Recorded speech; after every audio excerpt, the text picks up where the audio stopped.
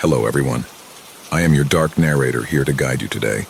I know many of you use this video to help you drift off to sleep, but before you do, please like the video and subscribe to the channel.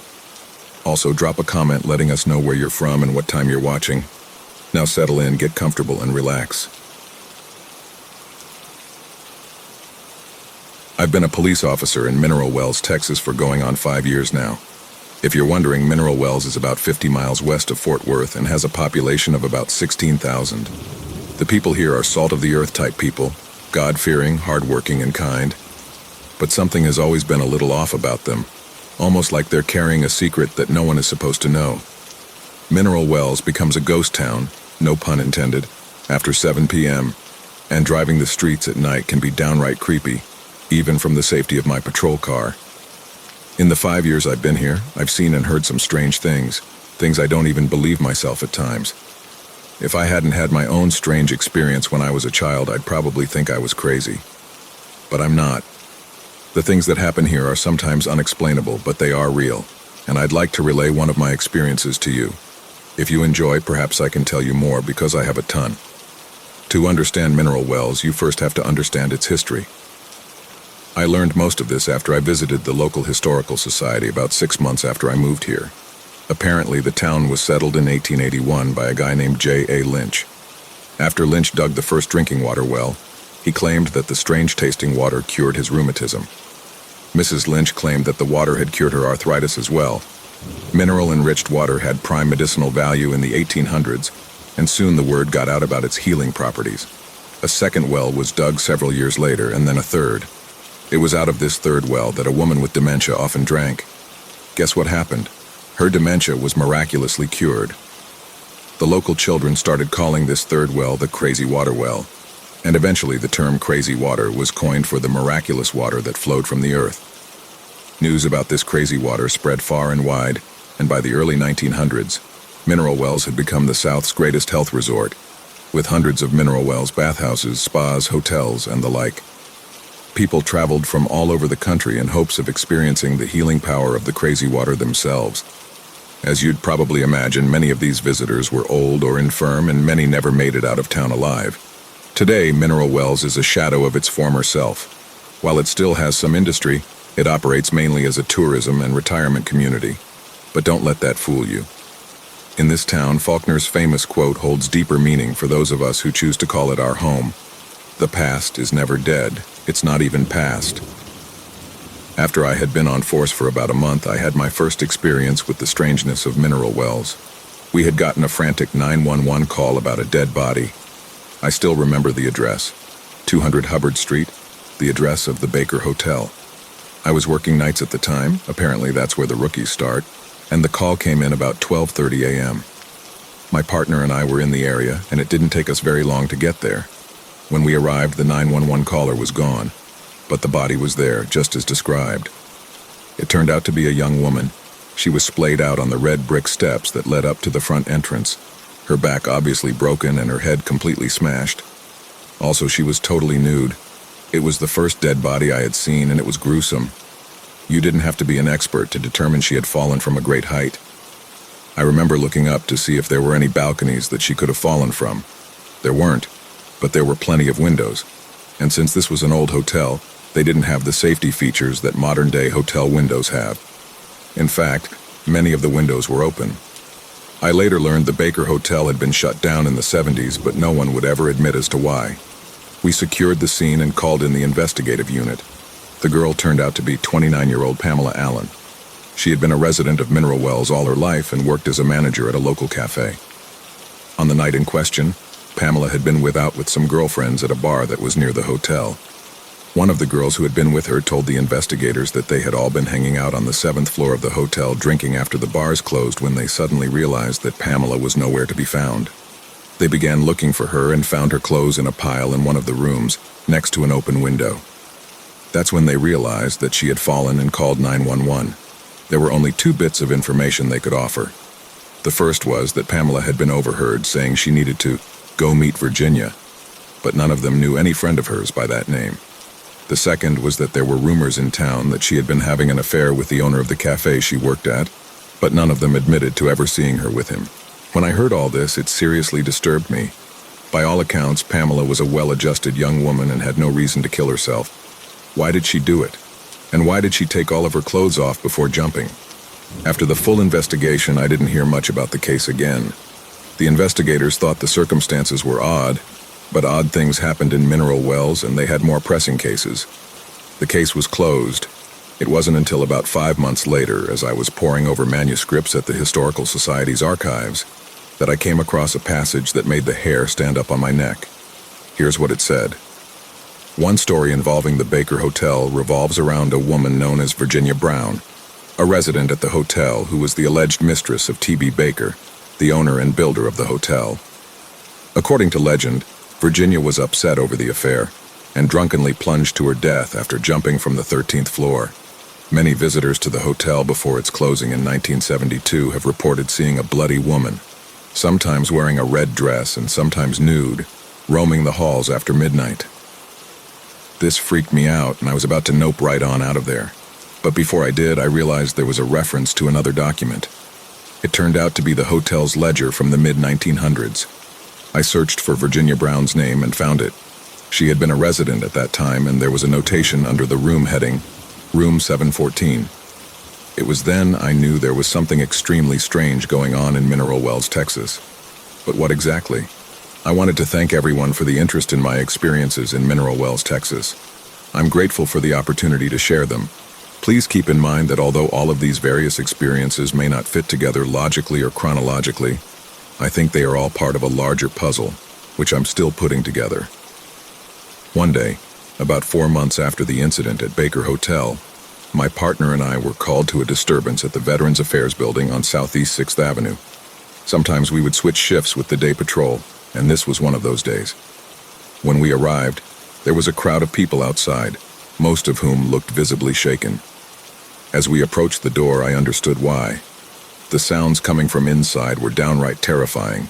Deep, guttural moans and screams emanated through the air. The sounds were so unnatural that we could not make an initial determination whether the person making them was male or female. If I'm being honest, at the time I was unsure about whether they were even human. We entered into the foyer with pistols drawn and quickly cleared it and the surrounding rooms. All of the employees had made it outside, which was good. I immediately noticed the air inside had a strangely cold, damp quality to it, unheard of for summer in Texas, even with the air on. And maybe it was just my imagination, but the sound seemed to not only be coming from the office at the back of the building, but also from the walls around us. And what was that other thing? Whispers. I glanced at my partner, but he seemed wholly focused on the door in front of us. We moved forward to check the handle and found that it was locked. We announced ourselves, but it was soon clear the person inside had no interest in opening the door. My partner, being larger, leaned back and then drove his foot right into the handle of the door, breaking the door frame and sending the cheap door flying inwards. For a split second, and I know this sounds crazy, but I could have sworn the man inside was wearing a long white doctor's coat and white mask over his mouth. A half second later, the image in my mind was gone, and before us stood a visibly disturbed older gentleman wearing green fatigues and brandishing a letter opener. It was one of those relatively large but dull kinds like you get from the Rotary Club. What little hair he had left was sticking straight out from his head, like when you rub your hair against a balloon. He was babbling, mostly incoherently, but we could make out a few words between the moans and cries. Not the water again. Not the water. It's cold, so cold. It's time for your treatment. I'm a better boy, so much better. I won't run, I won't. He moved quickly, raising the hand with the letter opener. My partner yelled out, "Drop it," as we aimed our firearms in unison. Then, without warning, the man placed his hand palm down on the desk next to him and drove the letter opener into the back of his hand with such force that it somehow pierced the wood on the desk. He looked straight at us with that pale face, eyes cold and wide with fear, and gasped, "He's coming," and collapsed to the floor. I stayed with the man while my partner ran outside to grab the paramedics. When I was doing my final sweep of the office, I happened to notice a large, half-empty box of mineral water, collected and bottled right here in town by the Crazy Minerals Company. I grabbed a bottle and shoved it into my pocket. As the paramedics were wheeling him out, their initial explanation for his actions was possible early signs of dementia, by the way. My partner called my attention to a small brass sign that had been erected on the outside of the building. After the incident at Veterans Affairs, I wanted to learn all I could about mineral wells, and about a week later I went to the Historical Society on my day off, as I mentioned in Part 1, to learn about its unusual history. Later that night, I found myself alone, as usual, in my apartment, deep in thought. I tried not to think about what had happened with the old man, but I couldn't push it from my mind. It was so strange, and the fact that the building had been a sanitarium at one point made it even stranger. At this point, I wasn't even sure I believed in ghosts or the undead, but what had happened sure pointed to some kind of possession. The only thing I really knew was that I had experienced two otherworldly events, neither of which seemed to be connected, but together seemed to point to something sinister going on in mineral wells. What was causing these terrible things to happen, and what connection did they have, if any, to the history of the town? And what did the crazy water have to do with it? I considered leaving mineral wells briefly, but then scrapped that idea. I was going to stay and do what I was hired to do, which was to protect and serve the citizens of the great state of Texas. And possibly, if I was lucky, start figuring out the grand secret that seemed to be lurking just beneath the surface. I decided that plan would start with my partner, Officer James Orr, a 15-year veteran of the Mineral Wells Police Department and a lifelong resident of Mineral Wells. The next night, while on patrol, I brought up the subject of the man at Veterans Affairs to James. "Crazy old man, huh?" he said. "He almost got himself shot. Did you notice anything strange about him?" I asked pensively. At this point, I wasn't planning on admitting what I had thought I had seen and heard, fearing he would think I was a lunatic. Other than the fact that he stabbed himself with a dull letter opener? Not really. It was a little cold in that office, but that's not that odd. Weird shit like that happens in mineral wells sometimes. It's kind of a running joke around here, you know. I'm sure you've heard of the crazy water. He laughed as he said it, so I was pretty sure he didn't buy into it being anything out of the ordinary. "You drink that stuff?" I asked. I certainly didn't and wasn't planning to anytime soon. "Sure, everyone here drinks it. It has an odd taste, but you get used to it.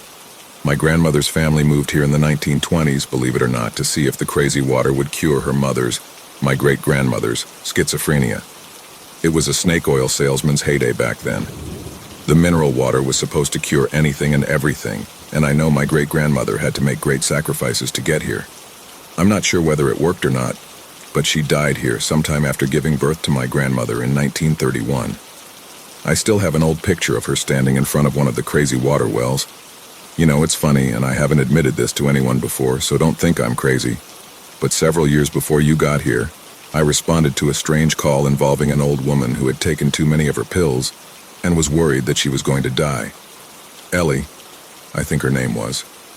After I arrived, I called poison control to make sure she was going to be okay. The woman on the line stated that Ellie should get checked out if she started feeling ill, but that the quantity of what she took was not lethal. I comforted her a bit and was about to leave, but she stopped me dead in my tracks with a peculiar story. She said that as she was about to take her pills, a young lady had instructed her to take the entire bottle, dump 'em all down my throat, as she had put it. For some reason, she had listened, and had taken about a fourth of the bottle before snapping out of it. Confused, I asked her who the young lady was. She said matter-of-factly, "The lady that watches me through the window." Odd, right? So naturally, I asked her which window it was, and she said it was the one in her bedroom. Now, this lady was probably in her 80s and most likely demented, but I still wanted to check and make sure no one was in the house. I walked back to the bedroom and opened the door, and for a split second I thought I saw a face in the window across from the bedroom door. The next moment it was gone.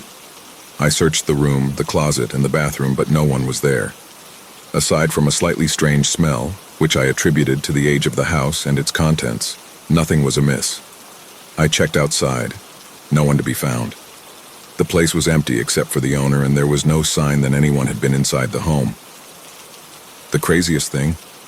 The face I saw, I swear I will go to the grave with this memory. It was the exact same face I've seen 1,000 times standing in front of that damn mineral well. It was my great-grandmother's. After James confided in me about his experience with his great-grandmother's ghost, we didn't really talk about things like again for a while. Even though he believed he may have experienced something and had most likely seen other odd things in his time as a police officer, he still didn't really believe in the paranormal, although he wanted to. almost like there was a veil in front of his eyes which prevented him from seeing what was really happening in Mineral Wells. I, on the other hand, had abandoned all hope of talking myself out of believing in this stuff. I was fully invested. I had my next run-in about a year later. James was out sick, the flu I believe, and I responded to a vagrancy call at the old Norwood Hospital. It had been abandoned for some time, and we had gotten constant reports that a man was living on the third floor and making a racket at all hours of the night. Initially, the MWPD had sort of looked the other way, the reason for which I was not privy to. But this time I was told to go over there immediately and get him out of there if possible. I arrived just after 10 p.m. and parked my squad car across the street. The Norwood Hospital had been built sometime around 1904, I believe, when Dr. Norwood and his wife had moved to Mineral Wells. It was used as a private hospital as far as I know, and Dr. Norwood apparently even had some tie to T.B. Baker, but I couldn't recall what it was. As I was walking up to the entrance, I noticed the flicker of a light in the third-story window, most likely a candle, confirming that someone was up there. The front door was still boarded up, but there was a window on the left side of the front of the building that had been broken and all of the glass removed. I pulled out my flashlight and climbed in. The inside of the building had decayed with age, and all of the signs you'd expect in a vagrancy were present. There were old clothes on the floor, empty food containers, beer cans, and the place was in extremely poor condition. The smell was awful, too. I checked the first floor and found nothing. There was an open door that appeared to lead to a basement, but I decided that would not be on my agenda for the night. The second floor was much like the first, except there was also a room that looked like it may have been a nursery or a child's playroom, littered with old stuffed toys, a rocking horse, and several rotting bunk beds. Just as you'd expect, it creeped me out royally. When I got to the stairs that led to the third floor, I heard something rustling up in the darkness above me. I'm not going to lie, I was not real happy about having to go up there, but the top brass had made it clear that I needed to take care of this tonight. "It's the police," I announced to the black void. "If you're up there, I need you to come down." I sat in silence for a minute listening, nothing but the wind outside. I began to slowly ascend the stairs with my flashlight as my guide and my hand on my hip. I swung my flashlight across the room and saw a figure huddled in the corner under several blankets covering his face. I began to walk towards him cautiously. I smelled the man before I really saw him, but once I did, I realized the smell was more desirable. He appeared to be in his 50s, but I had the feeling he was much younger. His fingers were gnarled, and his face bore the mask of addiction and depression. When he began to mumble, I noticed his teeth were black and crumbling. "Mariana, is that you?" Something indecipherable. "Take me, now." "Sir, I need you to show me your hands. What are you doing up here?" I said. This time he spoke more loudly.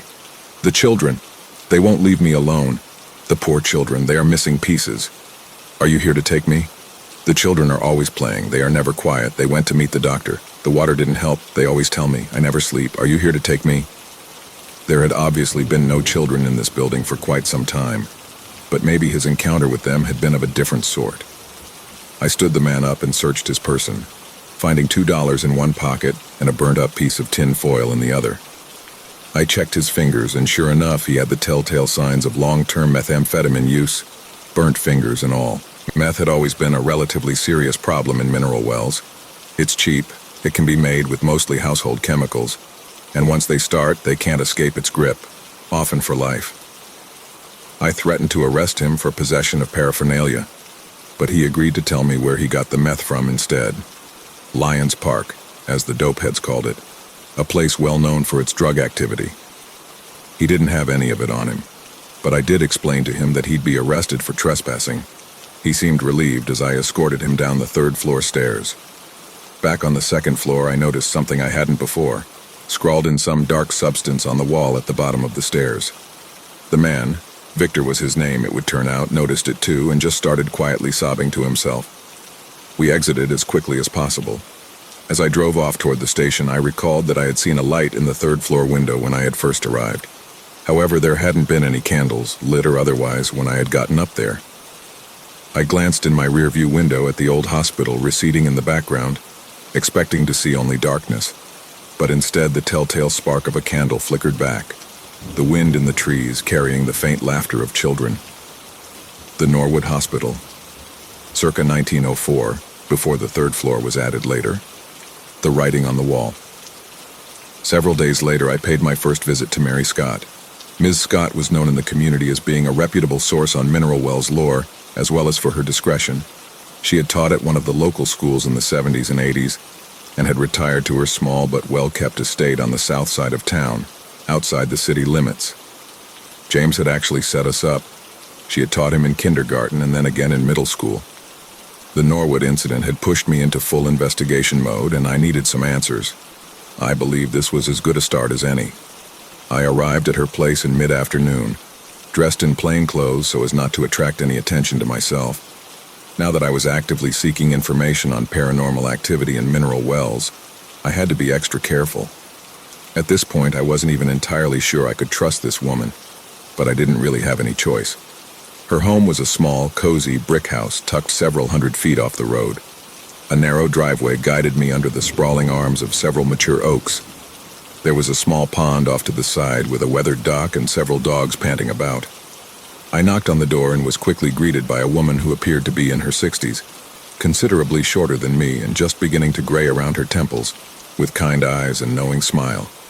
A teacher for sure, and someone who seemed to be wise beyond her years. She invited me in, and with a "thank you, ma'am," I graciously accepted. After some small talk about James and my move to mineral wells, we sat down in the living room with our iced teas and got down to business. "What can I help you with, dear?" she asked. "Miss Scott, Mary, sorry, I'm not exactly sure how to put this, but I'm just going to come out and say it. I've experienced some things in mineral wells that I can't quite explain rationally," I said with hesitation. "Go on," she said knowingly. "Well, there's something odd about mineral wells. I've encountered spirits or people possessed by spirits multiple times since I started work here. The problem is, no one else sees them. Does that sound crazy? Tell me something," she started. "Do you drink the mineral water? The crazy water, as they call it?" "No, I don't," I said. "I have a bottle at my apartment, but it's currently unopened." "Good, keep it that way," she said, sipping her tea. "Most of what I know comes second and third hand from stories passed down through the generations, and the rest from countless hours studying old deeds, contracts, journal entries, and any other documents I could get my hands on. You're right, something is rotten in mineral wells, mineral hells as I call it. And it all started with that cursed mineral water old man Lynch summoned from the ground all those years ago. By all accounts, he was a sociopath and a scoundrel. I don't drink it either anymore, and from what I have gathered, that's what allows people like us to actually see what's actually going on. Most of the locals have lived on it all their lives. It's made them blind to the true face of this godforsaken town. It also may make them more susceptible to suggestion, even possession by the other side." Suddenly, several things made sense at once. Pamela was born in mineral wells and lived here her entire life, and I would venture a guess that Ellie and the man at the VA had too. It also made sense now why James wasn't able to come to grips with the things he had seen. "What's wrong with the water?" I asked. "That's a good question. I believe Mr. Lynch tapped into more than he bargained for when he dug that first mineral well.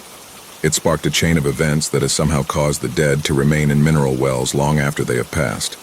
The water itself does have extremely high levels of lithium, but I suspect there's something more to it that causes folks to turn a blind eye to the influence the spirits have on our world. There are others, though, like us, that know the truth." "Mary, there is so much more that I want to know," I started, now getting excited. "Do you know anything about Dr. Norwood? I have a feeling he is somehow involved in all of this." "Not much. Only whispers here and there." A name kept coming up, Marianne, I believe. "Mariana?" I asked, remembering the name hellishly scrawled on the hospital wall. "Yes, that's it, Mariana." She went on. "She was Dr. Norwood's head nurse for much of the time the hospital was open. I believe he was an osteopath by trade, but there were rumors that something else was going on there. What exactly, I'm not sure. Many years ago, I heard the records are said to be hidden somewhere in the building, but I couldn't begin to tell you where or if they're there at all." She went on, but the sound of her voice faded from my consciousness and was replaced by a singular picture: the dingy wooden stairs leading down into the basement at the Norwood Hospital. If the records were still in the building, they were down there. Finding them was the first step in unlocking this mystery. I had to find them. I reluctantly cut our conversation short, thanking Mary and telling her we would meet again. I promised to share any further information I found with her. I got the feeling as I was leaving that she had stuck her neck out by talking to me, and I was grateful for her help. As I drove back down the long driveway under those old oaken sentinels, picturing Mary alone with her tea and her dogs, I felt a feeling of sadnesses and weight envelop me, like being wrapped in a thick blanket on the bottom of the ocean. I drove on. That night, I parked my squad car across the street from the Norwood as I had several days earlier. I was on the clock and could easily explain my purpose for being here if questioned about it. And sure enough, as I stepped out of my vehicle, I could see the light again, flickering in the third-floor window like a modern-day will-o'-the-wisp. I opened the trunk and grabbed the black satchel inside. Once inside the building, I navigated through the grime and decay to the black hole in the wall that led down to the basement. Thank God for flashlights, I thought. The darkness there seemed palpable, like it was a living entity all its own. I started down the steps, 10 in all, and counted each as I went. If I were to lose my light source for any reason, or if I was running, I'd at least have a decent chance of getting back up the stairs without falling and hurting myself. I had also noted that it was 22 steps roughly from the door to the basement stairs. You can never be too careful. Once I made it down, I felt the grit of soil beneath my boots. I guess it made sense that the basement wasn't fully complete in a building as old as this. Surprisingly, it was relatively clean down there, but that was the only positive.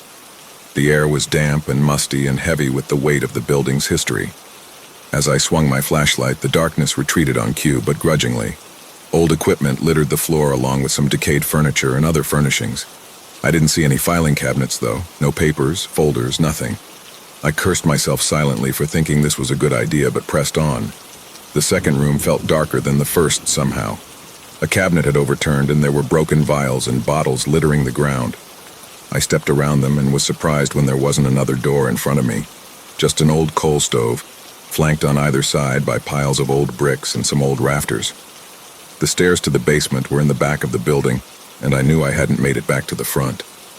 I doubled back and made sure there were no other rooms or passageways before heading back to the room with the stove. I shined my light around. I noticed the back wall was brick, and that there was a crack running up from behind the stove halfway to the ceiling. Immediately, I began removing bricks from the pile in front of the wall until I had enough room to slowly nudge the iron stove out of the way. It was just as I had thought. At some point, this basement had flooded, eroding the earth beneath the brick wall and causing the bricks to crack, since the wall had no weight to hold it. I had done construction in the past and had seen this before. This wall had been built shoddily and probably in a hurry. At the bottom, the bricks weren't being held together by mortar at all, and a few light kicks created just what I needed to proceed, a passageway under the old brick wall into hell for all I knew. My heart was pounding and I absolutely did not want to go in. I have no trouble admitting that now. I had come too far to turn back, though. So I got on my hands and knees and crawled through the small opening. As I stood up and dusted myself off, my heart froze in my chest. Filing cabinets, rows of them. They were similar to the kind offices used today, except they were made of solid wood, probably oak and very well preserved for their age. They had brass plates on the outside with descriptions. The room appeared to be untouched after all these years. Mary had been right. I walked along the wall quickly, not wanting to waste any more time in this place than I had to, until I found the cabinet I was looking for, the one marked experimental. Experimental. The word itself seemed evil somehow. I slowly opened it, and over the creak of wood sliding on wood, I thought I heard the faint laughter of children. A cold sweat broke out over the skin of my arms, and I got the feeling that I was being watched. I grabbed as many files as I could fit in my satchel, closed the drawer, and turned to leave. That's when I saw them. In the middle of the room, standing perfectly still, was a group of children. I was paralyzed, not by any external force, but by the grip of unadulterated fear. They looked back at me, eyes blinking almost in unison with gleeful smiles. Then it was as if a record skipped and the children standing there changed. I recoiled in horror as I realized what I was seeing.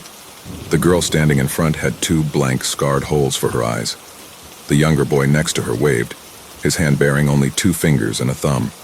Another boy was on the floor, pulling himself forward with the stumps of 2 missing legs dragging behind. There were others in the same condition. The record skipped again and they were whole, all standing still again, grinning from ear to ear. I found my body could move again, so I turned and ran as fast as any human ever had before, crawling under the wall before sprinting the rest of the way out of that godforsaken building, back through the basement, 10 steps up, 22 steps out. As I ran, I heard the children singing behind me. As it got louder, I realized it wasn't a song but a nursery rhyme, one that still haunts me to this very day. 1 for tongue and 2 for nose, 3 for eyes and 4 for toes. Ring the bell, the time is near. Ding dong, Mariana's here. Ding dong, Mariana's here. Back at my apartment, I sat alone underneath the single light illuminating my small dining table, head in my hands. I could still see the young girl's hollow eyes staring blankly back at me. I shuddered, reaching into the satchel on the table and slowly pulling out the 5 folders I had retrieved from the filing cabinet at the Norwood. They were legal-sized, olive in color, and only slightly faded. They looked no different from any other folder you might come across at your office. What they signified, however, was something much more sinister and damning. I reached for one but couldn't bring myself to open it. I stared at them for a while before putting them back in the satchel and closing the flap. I was exhausted and terrified, and I had had enough, at least for the night. In the morning, I still couldn't bring myself to look at them. Something had happened to me the night before, the nature of which is hard to explain, but I'll try. I felt dull, not as in uninteresting, but as if the bright and polished parts of me had been scratched off or rubbed away, leaving only raw and faded parts behind. Is that what depression feels like? I think it's easy to pretend you know how you would react if you ever came face to face with a true ghost or spirit. I think what we see in movies and on television desensitizes us to how it would really feel if we experienced it ourselves. That type of terror is not something the mind can manage on its own, I'll tell you that. The body takes over. Instinct, perhaps, something primal woven into our DNA. It leaves you changed, left me changed anyway. It was probably almost a week before I mustered the courage to find out what was inside those folders. The first file appeared to be the file for a 7-year-old boy from South Carolina admitted for the treatment of his leukemia, referred to only as Charlie. I flipped through the pages until I found one with a surgical notes heading entitled, Replantation of Severed Limb of Minor Child. It went on to describe in detail a surgical procedure with the purpose of reattaching the subject's severed hand. The words were technical in nature and I didn't understand some of them. Preparation of the stump included the shortening of both bones, radius ulna, by 1 centimeter. Repair of the radial artery, ulnar nerve, and median nerve was attempted along with 2 veins, one on the volar aspect and one on the dorsum. I skipped over to the next page and found at the bottom under surgical outcome, failure to reattach hand. Beside it, in a woman's flowing script, something was scribbled. Mother sent to MS. I shuddered at the thought of a 7-year-old losing a hand. But how had Charlie been admitted for leukemia and ended up having his hand severed? Also, who was MS? Possibly Mariana? I flipped back 2 pages and found what I was looking for. Preparation notes. Clinician's 3rd attempt at attaching a child's severed appendage. Subject Charlie was mildly sedated with heroin hydrochloride and given a local anesthetic at the right wrist, fully conscious. M assisted with cleaver, severing the hand cleanly. Mother watched from the observation room. I sat in shock as the realization crept in. I didn't want to believe it. I quickly scanned through the other files but found similar accounts of gruesome reattachment surgeries, which confirmed what I already suspected. Mariana was cutting up children and then Dr. Norwood was attempting to put them back together again. The girl with the missing eyes, the nursery rhyme, the room upstairs, even what Victor had said, it all made perfect sense now. Dr. Norwood seemed to be practicing his surgery skills on unsuspecting children who had been admitted for unrelated diseases or ailments. What I didn't understand was how he was getting away with it. Surely the parents didn't stand by and watch their children get cut into pieces by his psychotic nurse. There was more to this, I knew, and I wouldn't find it in these files. I shoved them away in disgust. Afterwards, the depression set in deeper and more fully. I still had a job to do, however, and that was protect the citizens of Mineral Wells, Texas. I tried to go about my usual work handling traffic accidents and other small crimes, the typical happenings of a small Texas town. At one point, I think I was hoping that I would forget what had happened and could return to just being a police officer. Maybe then I would feel normal, whole again. But as you obviously know by now, Mineral Wells had other plans for me. I heard one day about a young child from a prominent family in town who had suffered an accident while trying to operate a riding lawnmower, obviously without his parents' permission. The blade had mangled his left arm all the way up to the elbow. and it ended up having to be amputated. It was reported as a terrible tragedy. I must have been the only one that noticed, based on my close review of the picture. The local newspaper ran of the model of mower the child had been injured by, that the child's legs couldn't even reach the pedal. There was also the curious case of Brad Delaney, city council president and member of the First United Methodist Church, who one night took the .45 he had hidden under the mattress and killed his wife in cold blood while she slept. One shot, right to the temple. Brad confessed, saying it must have been him that shot her, seeing as how it was his gun and no one else had been in the house. But he didn't remember doing it. They had found him that morning, still asleep next to his murdered wife, the mattress stained in crimson red. One evening, I responded to a report of an awful smell coming from a student's room at Weatherford College's Mineral Wells branch. The student had not been seen in several days, and based on the smell coming from the room, the administration did not want to enter the room themselves, fearing at best a dead body and at worst foul play. The college was located on the old site of Fort Walters, which had been a military installation during World War II. I had run across Fort Walters in the historical archives and knew a little about it. At one point during the war, it had been the largest infantry replacement training center in the United States, and several famous WW II soldiers had been trained there. I had run across several accounts of a solider, apparently afraid of being sent off to war, who committed suicide in the barracks and could still be heard pacing the halls on the anniversary of his death. When I arrived, security led me to the students' room. As reported, the smell was foul and appeared to be that of a decomposing body. The security guard unlocked the door and slowly pushed it open. That's when I saw him. In the middle of the room, hanging from a fan by a bedsheet, was the student. His face was bruised and swollen, and his eyes were bulging from his head, wide and red. A female student had passed by the room and screamed out, causing the security guard to frantically remove her from the vicinity, leaving me alone with the corpse. I looked around the room to find any signs of a struggle, but nothing else was amiss. That's when I called the investigative unit to take over. I found out several days later about something odd one of the investigative officers had found and couldn't explain. The entire room had been clean, with no books, papers, or clothes out of place except for a single folded piece of paper found under the desk. The officers had thought it would be a suicide note, but the words written inside didn't make any sense to them. They did to me. I cannot go to war. I'm sorry, Mother. Several weeks later, while at a coffee shop that I frequent, only bottled water, no coffee for me, I noticed a man several tables over staring at me. When I looked his way, he sort of flinched and acted like he had been looking somewhere else. I made a mental note of his appearance.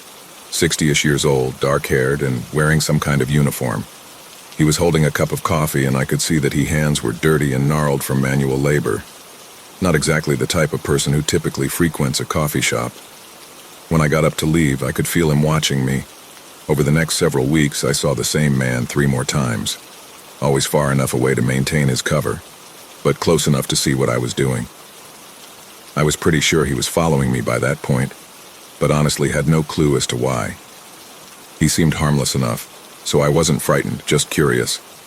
I got the feeling he was sizing me up, if that makes any sense. One day I awoke to a note tucked into the side of my door. I opened it and read the hastily scribbled words, written on the back of a receipt from a local garage. Coffee shop, 3 p.m. I'll admit, I was a little nervous this person knew where I lived, although it shouldn't have been hard to follow me here. The coffee shop was a safe, public place, so I didn't see any reason why I shouldn't go. I had never pictured myself as the type of person that would respond dutifully to the instructions written in shady notes stuffed into my doorframe. But the times, they were a-changing. And depression or not, it was time to get back to my investigation. I arrived at 3 to find my new friend seated in his usual spot. He saw me come in. A moment later, he was out of his seat and walking down the hallway at the back of the shop. I followed him, exiting out of the bad door the employees used for taking out the trash. He was standing there lighting a cigarette, looking generally nervous and disheveled. "Want to tell me why you've been following me, Stan?" I started, probably sounding a bit more stern than I actually felt. I found that people tended to follow instructions better if you spoke to them by name, and the patch on his uniform had provided that information. I just had to be sure. Mary told me you two had talked, but I wanted to make sure you were okay for myself. He replied nervously. Mary Scott, I thought. He must be one of the others she had been talking about, those that knew the truth about mineral wells. And what did you find out by following me into a coffee shop? I asked. Well, for starters, all you drink is regular bottled water, no coffee or tap water. Also, I didn't find any of the crazy water bottles outside in the trash at your apartment. A. Creepy. B. Touche, I thought. This guy was smarter than he looked. So what am I doing here? I said. He threw down his cigarette. Mary said you knew what was going on in mineral wells. Said you may be trying to do something about it. I wasn't sure I trusted him at this point, and he could see it on my face. Oh, don't worry. I don't drink it either. I've never touched the stuff. My father made sure I understood that. Who was your father? He was an orderly at the old Milling Sanitarium. That damned place? I know of it, I said coldly. I thought you should know what he told me about that place. He paused for a minute, then went on. He said it was the scariest place he ever stepped foot in. He helped with patients, administered medicine, and cleaned the rooms, so he was familiar with the goings-on. He told me about the different types of treatments they would perform on the patients there. Electroshock therapy, experimental surgeries, psychological experiments, sleep deprivation studies, even waterboarding. The screams were the worst part, he said. I know they aren't exactly the type of bedtime stories you should tell your children, but I don't think he could help himself. He couldn't sleep for most of his adult life, and my mother died when I was young. The place was hellish, he said, but they always had an influx of new patients regardless of how bad it was. Did he say anything about where all the patients came from? He pieced it together. When news got out about the mineral water, people came from far and wide to be treated. Bathhouses and spas were some of the main attractions for those with less serious ailments of the body, but Millings promised a cure for every dementia and psychological issue under the sun. So the people poured in. Most never left. Business was good. Oh, to be a worm in the peach tree. Worm in the peach tree? I repeated. I hadn't had that turn of phrase before. Oh, it was just something my dad used to say. It basically means someone is taking advantage of a situation. There were also backroom deals with some of the other businesses in town. He went on. I think the baker management would refer people to Millings, as most of the out-of-towners ended up there first. I also know that Dr. Norwood would sometimes send patients their way.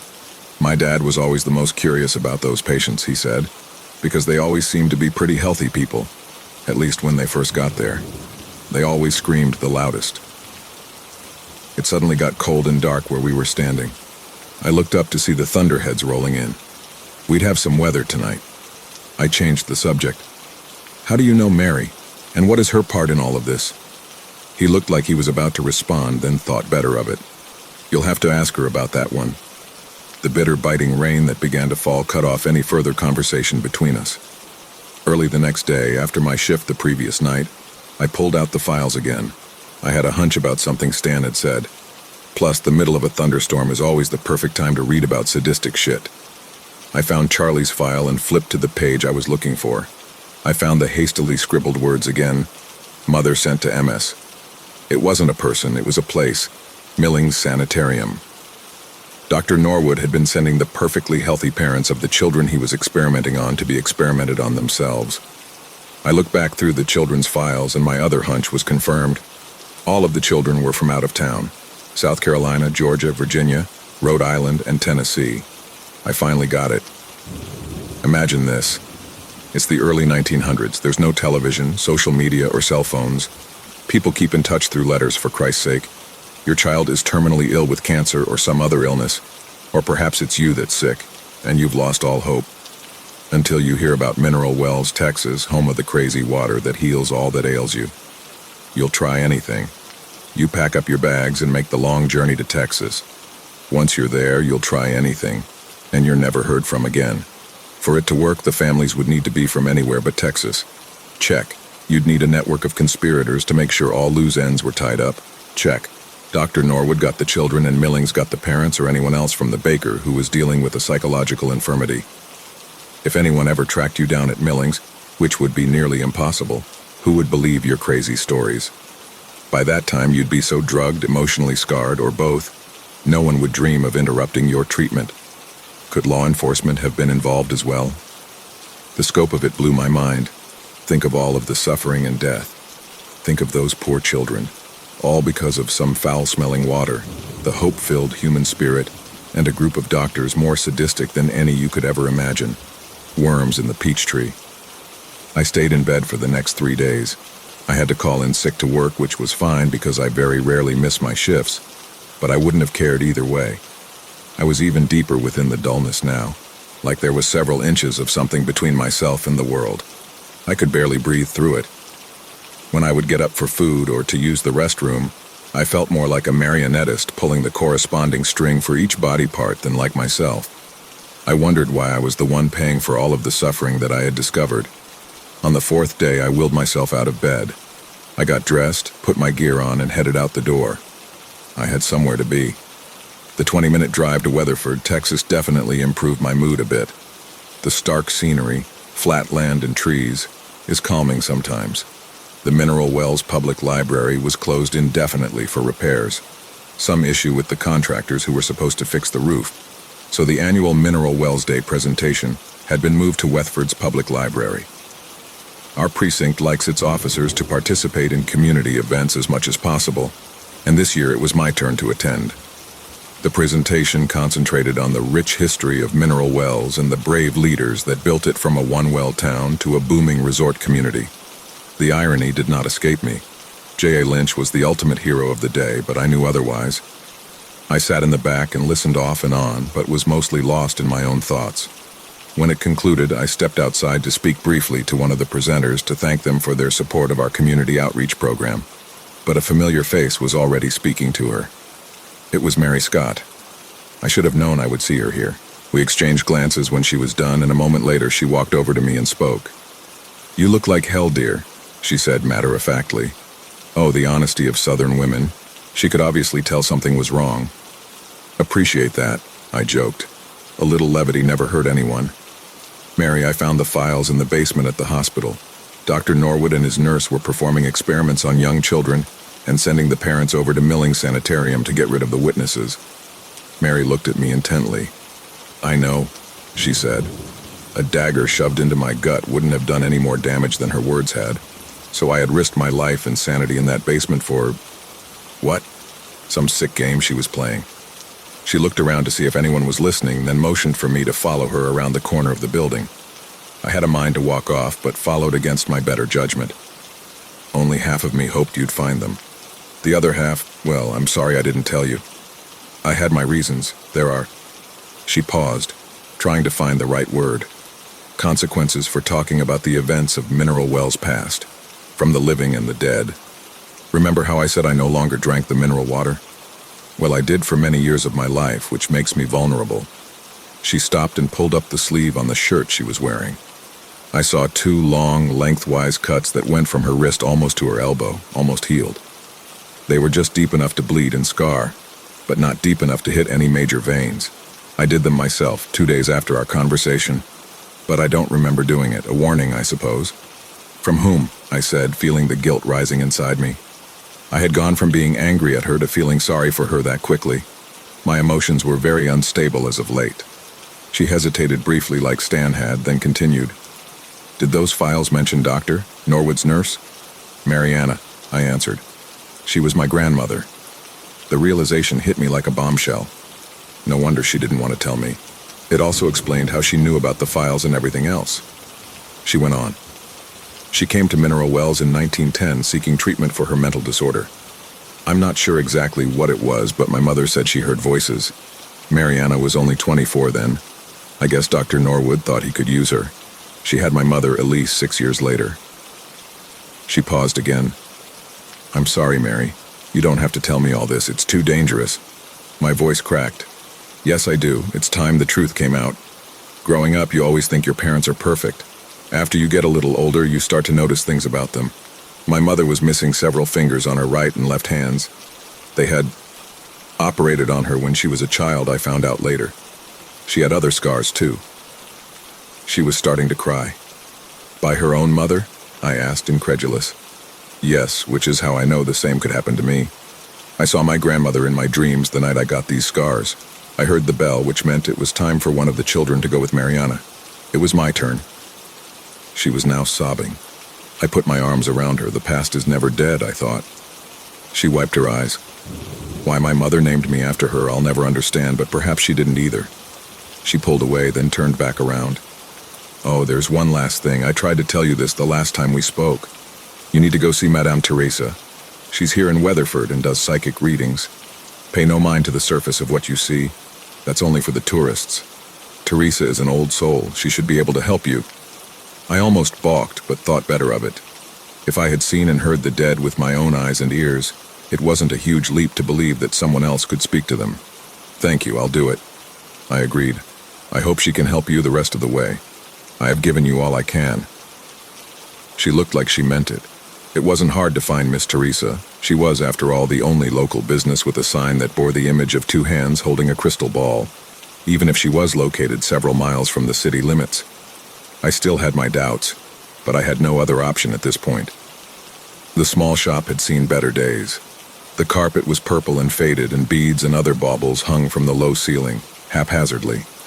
The smell of eucalyptus and cinnamon filled the air, covering the smell of the cats that tramped around the room, for the most part at least. The sign inside said by appointment only, but I hoped she already knew I was coming. I took a seat as at the large, ornately carved wooden table in the center of the room. That's when a woman appeared from behind the curtain in front of me. She wore a long dress, rough-spun and voluminous, with a hood on the back. She was dark-haired, and her wrinkled, sagging skin was the same. I could not see her eyes. She wore a mask over them.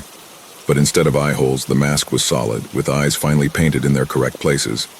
It was supremely unnerving, like looking at a life-sized doll that had come to life. "Mary sent me," was all I could muster. "I see," she replied. "Come with me." And with that, she disappeared behind the curtain again. I slowly got up and followed her back. The room behind the curtain was much smaller than the main room, with only a small, simple wooden table in the middle. In the four corners of the room were small painted statues depicting animals, totems I believe they are called. A goose, a mountain lion, a hummingbird, and a gopher. I recognized the eyes. They were the same that had been painted on Teresa's mask. She was already seated at the table, so I sat down across from her. I noticed her hands were as wrinkled and weathered as I had ever seen, but gentle somehow. I tried to focus on them. Looking at her face scared me, frankly. I sensed that she could feel my discomfort. We didn't have to speak about Mary or my purpose here. It was clear she understood. "Can you speak to the dead?" I managed to squeak out. I have spoken to them. Dead, you say? There is no death. There is only a change of worlds. That is what my people believe. Her voice rolled slowly and rhythmically, like a train rolling over its tracks. Why are they in mineral wells? And why are they tormenting the living? When man leaves this world, he passes into the spirit realm. Spirits are always around us, but the dead are not powerless. They can be incited to violence just as man can. Mineral wells and the water it is named after are cursed, but the exact source of this curse is hidden to me. I do have my guesses, though. In Pueblo mythology, there is a spirit known as Pishuni. I believe it is similar to the spirit depicted in the Christian Bible who appears as a snake in the Garden of Eden. Pishuni is known as an interloper. His purpose is to create strife. It was he who tempted the first humans and disrupted their harmony with nature. I believe whomever first coaxed the mineral-rich water from the depths of the earth may have been visited by Pishuni. A deal may have been struck. The water would bring great wealth, but there would be a price. When the first men used the water to deceive those who honestly sought it, the price was exacted. The water was cursed, and all those who died in mineral wells while seeking the water would remain to exact their own vengeance against the ancestors of those who brought about their deaths. If it wasn't Pishuni, it may have been some other earth demon. In the end, it is of no consequence. It was ultimately man's lust for power and unsatiable greed that cursed mineral wells. I replayed all of the strange events I had encountered during my time in mineral wells in my mind. Virginia Brown, James's great-grandmother Mariana, the man at the VA, and even the children. All had come to mineral wells seeking treatment for something. There were others that I was unsure of, like the spirits involved in the Fort Walter suicide, Brad Delaney's murder of his wife, and the lawnmower accident. But I had a hunch those spirits had done the same. If I wasn't truly numb before, I was now. My eyes seemed to roll in my head. I'm not sure if I passed out, but all of a sudden Teresa's hands were on mine. "There is a dark cloud over you. You must be careful," she said cryptically. I looked around the room trying to concentrate on something, and my eyes locked on the gopher totem. Although she couldn't see me, she knew. The totems, yes, they are for protection. My people believe that spirit animals can guard man from evil. They guard this room, one for water, one for mountain, one for air, and one for earth. The gopher guards the ground. Hopefully he will guard you too. But your eye, I started, not thinking clearly. I can see better without them. I slowly regained my composure and stood up shakily. Teresa put her arms around me and guided me into the main room. As I was about to leave, she spoke again. There is something else. I hesitate to say this to you in your condition, but I must. You have a friend in grave danger. I was already out the door, stumbling to my squad car. I arrived at Mary's house about 15 minutes later. It was evening and the sun was creeping behind the horizon, painting the sky with multicolored hues of lavender and red. I didn't notice any of her dogs running about as I pulled up with my lights on and sirens blasting, neglecting to turn them off as I exited the vehicle. I drew my weapon instinctively, even though it had little chance of protecting me or Mary from an evil spirit. I slowly crept toward the door and found it unlocked. I was barely seeing clearly at this point, but found my way inside. My boots squished on the floor of the living room. I looked down to find the carpet soaked with so much blood that it had created a standing puddle, one that I was forced to walk through rather than around. This went against every bit of my training, but I was not thinking clearly at the time. The dullness had almost overcome me. It was then I noticed there were body parts floating in the sea of red, a tongue, a foot, an eye. I retched once, then again. In a daze, I followed the trail of blood through the living room and into the kitchen. It was worse there. The entire floor was red and there were more body parts.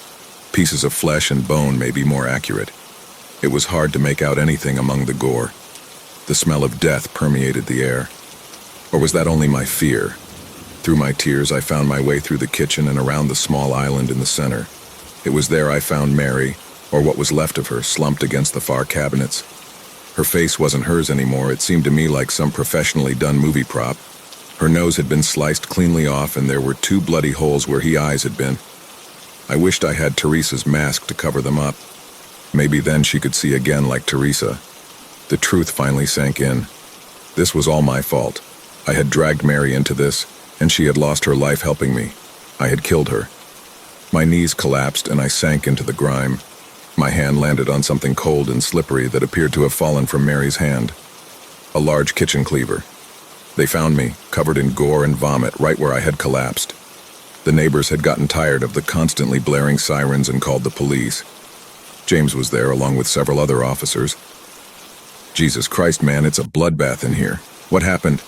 He asked incredulously. It was too late. I tried to stop it, I whispered as he pulled me up onto my feet. Who did this? It was... But I couldn't put the words together. What could I say? Is any of this your blood? Are you hurt? No, I'm fine. I'm not fine, I thought. In minutes, the whole team was there, rolling out the yellow tape, photographing everything, and collecting evidence. In a small town like Mineral Wells, you won't see everyone in hazmat suits dusting things for fingerprints and setting up lasers that show the trajectory of bullets and such. The investigators do mostly everything, and they do it really well most of the time, although I would have hated to be the guy that had to collect all of those body parts. My clothes, shoes, and the rest of the gear I was wearing were collected in clear plastic bags. I was photographed from head to toe and blood swabs were taken. Because I was an officer, I was allowed to go home and shower before heading up to the precinct to give my statement. I know that any other civilian would have been arrested on the spot. I arrived at the precinct showered and clean-shaven, my black satchel on my shoulder. I was taken back to the room where we interview criminals, asked to sit, and offered a cup of coffee. I politely declined. We have a little camcorder that is set up in the corner that was switched on after the tedious process of deleting some old interviews. I was nervous at that point.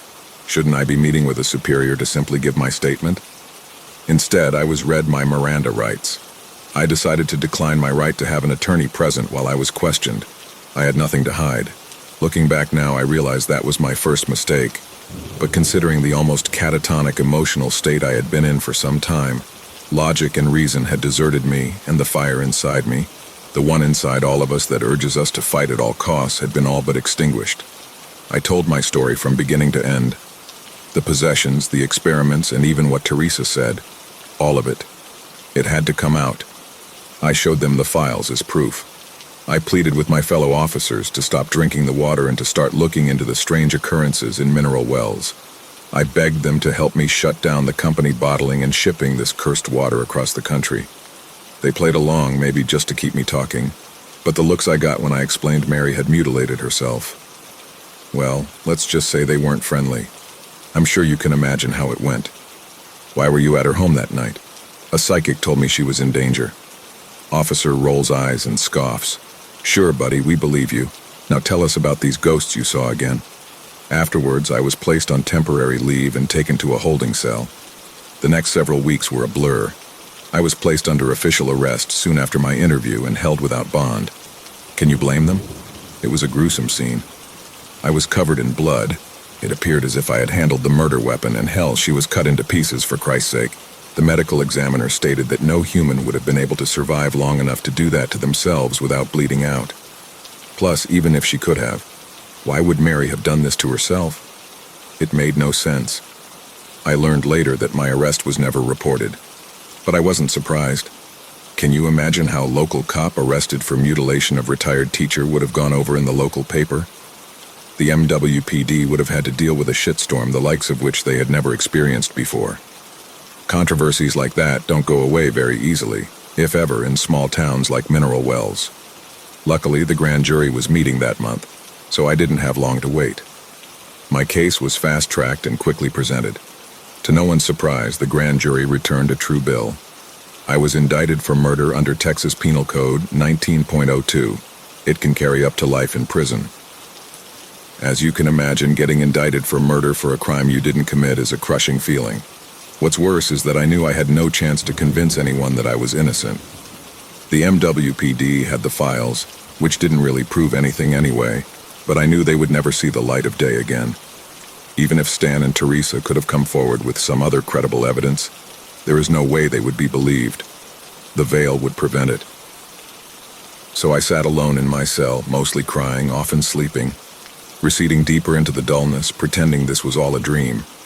I slept in restless fits, racked by night terrors. At this point, my friends, I have to make a confession. This will be my first of 2 confessions and is in fact the only thing I am guilty of. I have deceived you. I am no longer a police officer in Texas, although you may have guessed that already. I apologize for this sincerely. If I had told you my current and true situation up front, it's likely you wouldn't have listened to my story. I needed you to believe me. One of the foundations of the criminal justice system in this country is that to be found guilty of an offense, you have to have had a rational understanding of what you were doing at the time. After a hearing, motioned for by my attorney, the court found that I was in fact not competent to stand trial for what I had done. He presented evidence of erratic behavior from the time I had arrived in Mineral Wells up through the night of the murder. Some of it was true, some of it wasn't. I'm almost positive my attorney personally thought I was guilty and mentally sound, but he successfully painted the picture of a stressed-out cop who had simply snapped. This was perfect for the district attorney's office and the MWPD.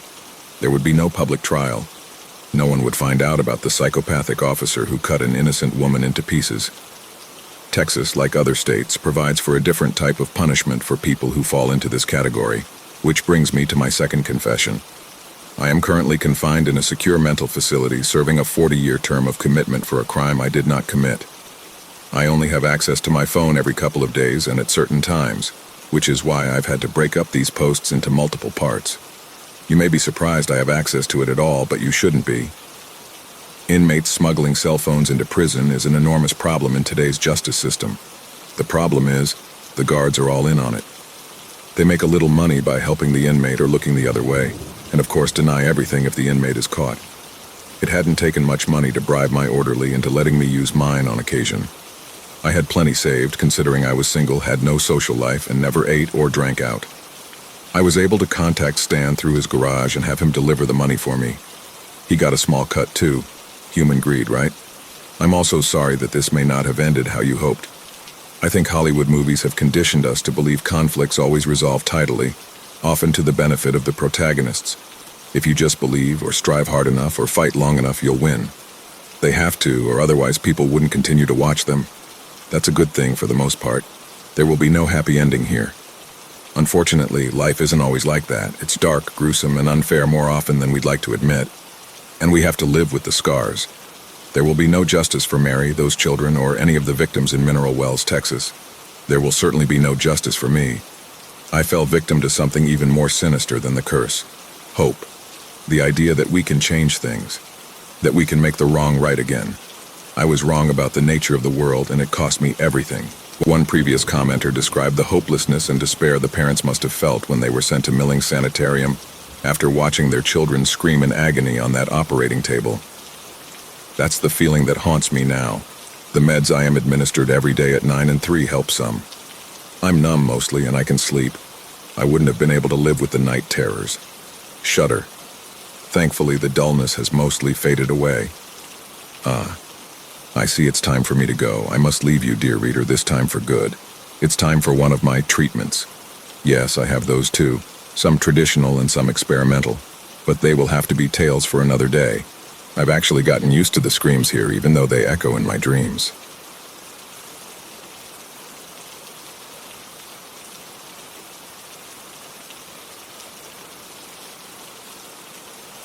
I knew her. In all my years of work, I've developed a strange relationship with death. I see it as something purely physical. The body in front of me is just an organism who stopped living. That's all that it is. And yet it took me by surprise to have her on my table. I'd seen her around the hospital before, excited, glowing, talking about what her life would look from now on. She was a bit distracted sometimes, saying that great things were coming, but I didn't expect her to die right before giving birth.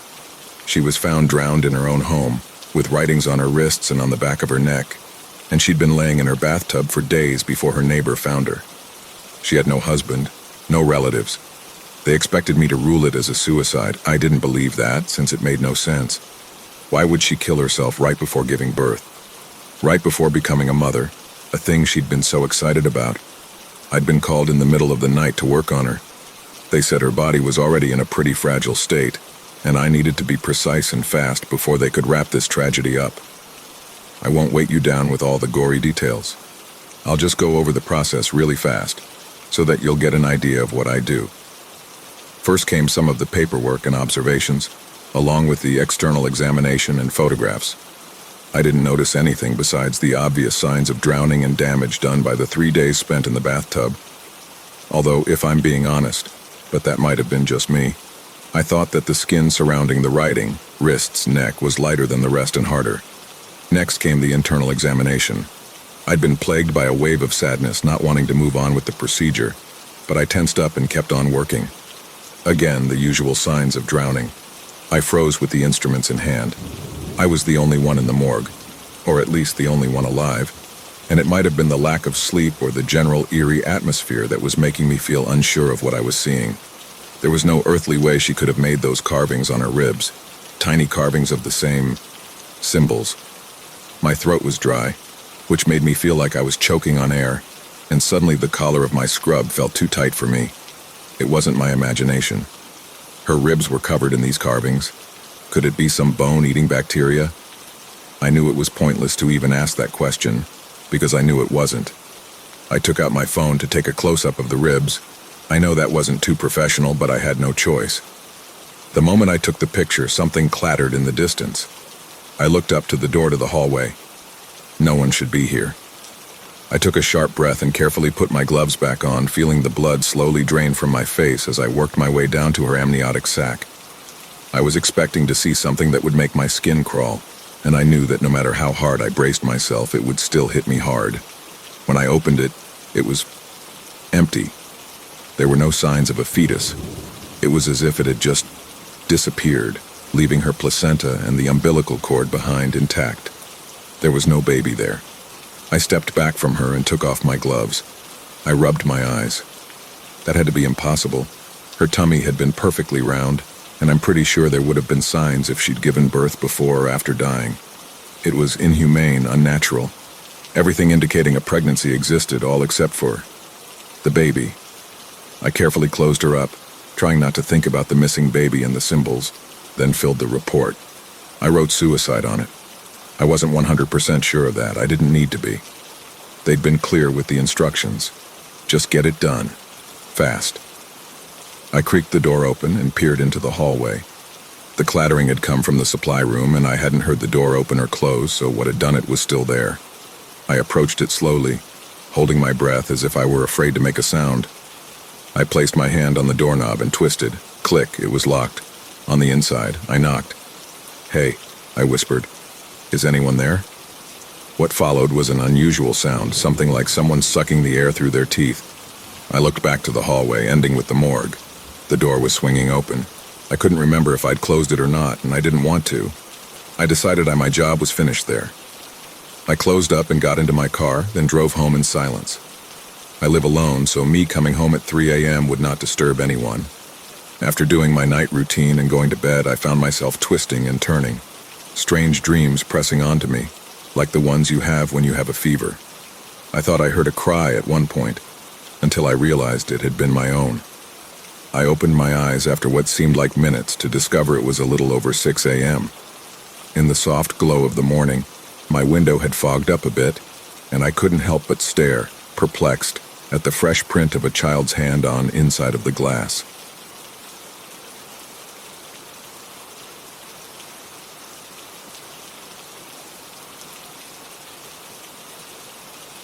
Hi, Connor. Do you remember what day it is today?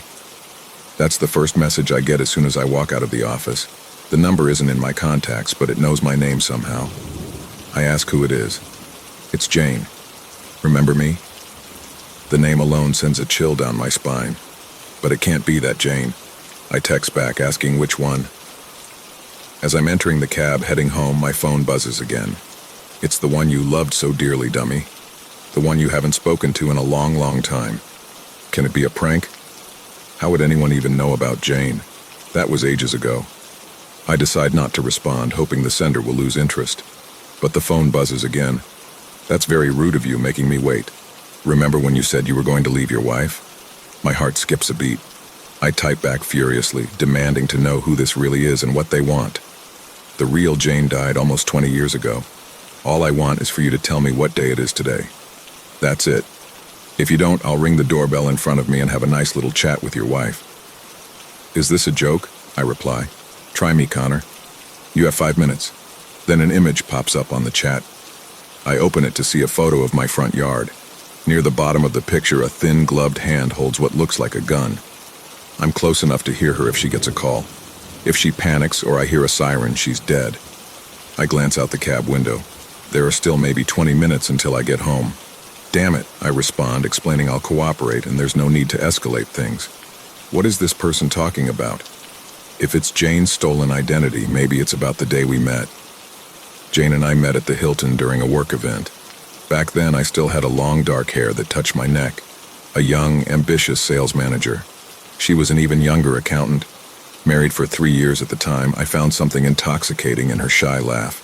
The date escapes me, but that's the answer I give. The day we met. Seconds later, another message arrives. Boo-hoo, wrong answer. I'll give you one more shot, Connor. It's now or never. The cab turns onto my street, just a few more blocks. An obvious answer hits me. Of course, it's the day she died. There's a lot I've chosen to forget about those last months with Jane. The fights, the threats, the bitter breakup when I chose my wife over her. The look she gave me when I told her not to keep the child. In the end, I gave her cash for the procedure and left her life completely. A couple of months later, someone told me she died on the operating table during what I presumed was the abortion. I type in my answer. The phone buzzes again. Very good, Connor. That's almost right. But there's one piece left. The cab pulls up, but I leap out before it even stops, running toward the house. The driver yells after me, demanding I pay. On that same day, something else happened. I burst through the door, frantic. My wife isn't in the living room. I shout for her. She calls back from the kitchen and I find her there, startled by my panic. I pull her into a hug. Relief floods through me. She's safe and just stares at me, confused, questioning what's going on. Before I can answer, my phone buzzes. Another text. Today is also your son's birthday, the one she died to give birth. The doorbell rings. Who is it? My wife asks, moving toward the door. I'll get it, I say, stepping in front of her. My cold hands grasp the doorknob and I pull it open. Standing there is a young man. Thin, tall, with dark long hair brushing the neck. He looks eerily like I did at his age. In his face, a cold grin. In his hands, a gun rises to meet my head.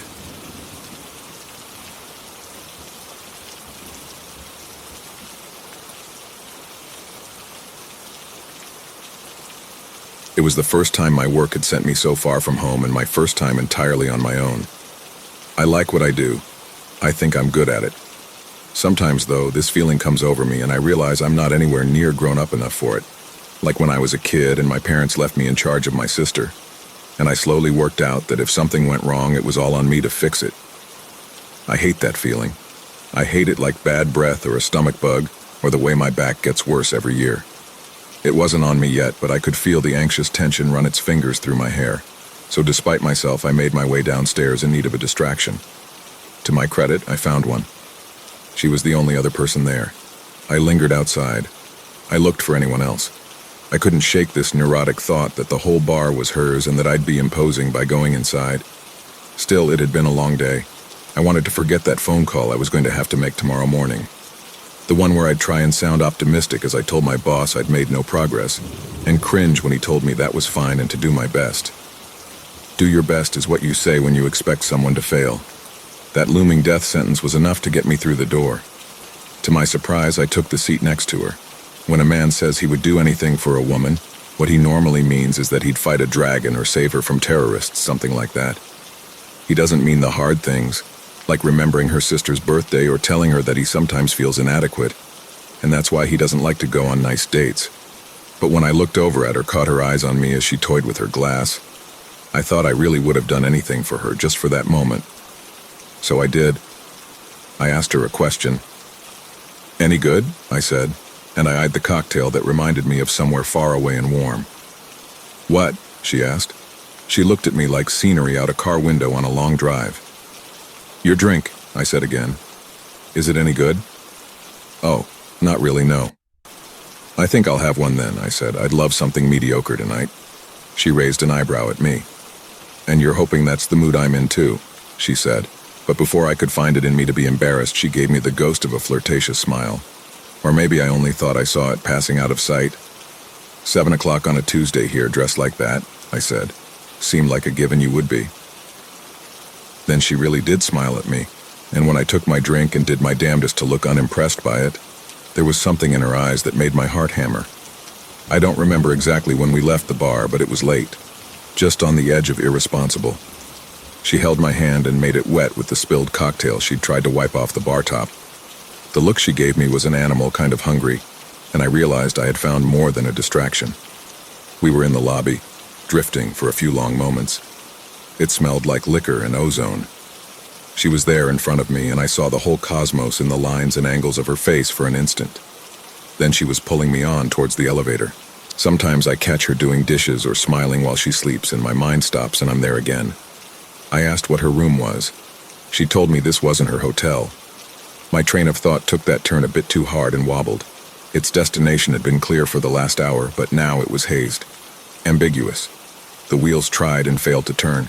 I still wonder how things would have gone if I was sober, what I would have noticed. All I managed was, "Where are you staying then?" "With you," she said, and that was enough to remind me of why I was there and what I was doing. I was alone on this trip. No supervisor in the other bed or even across the hall. I think that had been the whole point of sending me, actually, to see if I was one of the people who would lose it without a leash. I still wasn't sure. I wasn't even considering what they might say about my guest, only that there had been no one to stop me from making a mess of the place and that I hoped we were too drunk for that to matter. I kept running through that mental checklist as she kissed me in the elevator. Things I would have done or should have done had I known where the night would end. Not consciously, mind. I was too concerned with how soft and warm she felt, and how much my lizard brain liked that. But that little voice in the back of my mind had its own priorities. Were the books put away? Had I organized my notes and slipped them beneath that special bathroom tile with the ward? Where was my gun? I didn't know. I didn't care. But that little part of me kept ticking away on layover, like it knew it would be needed, like it was important.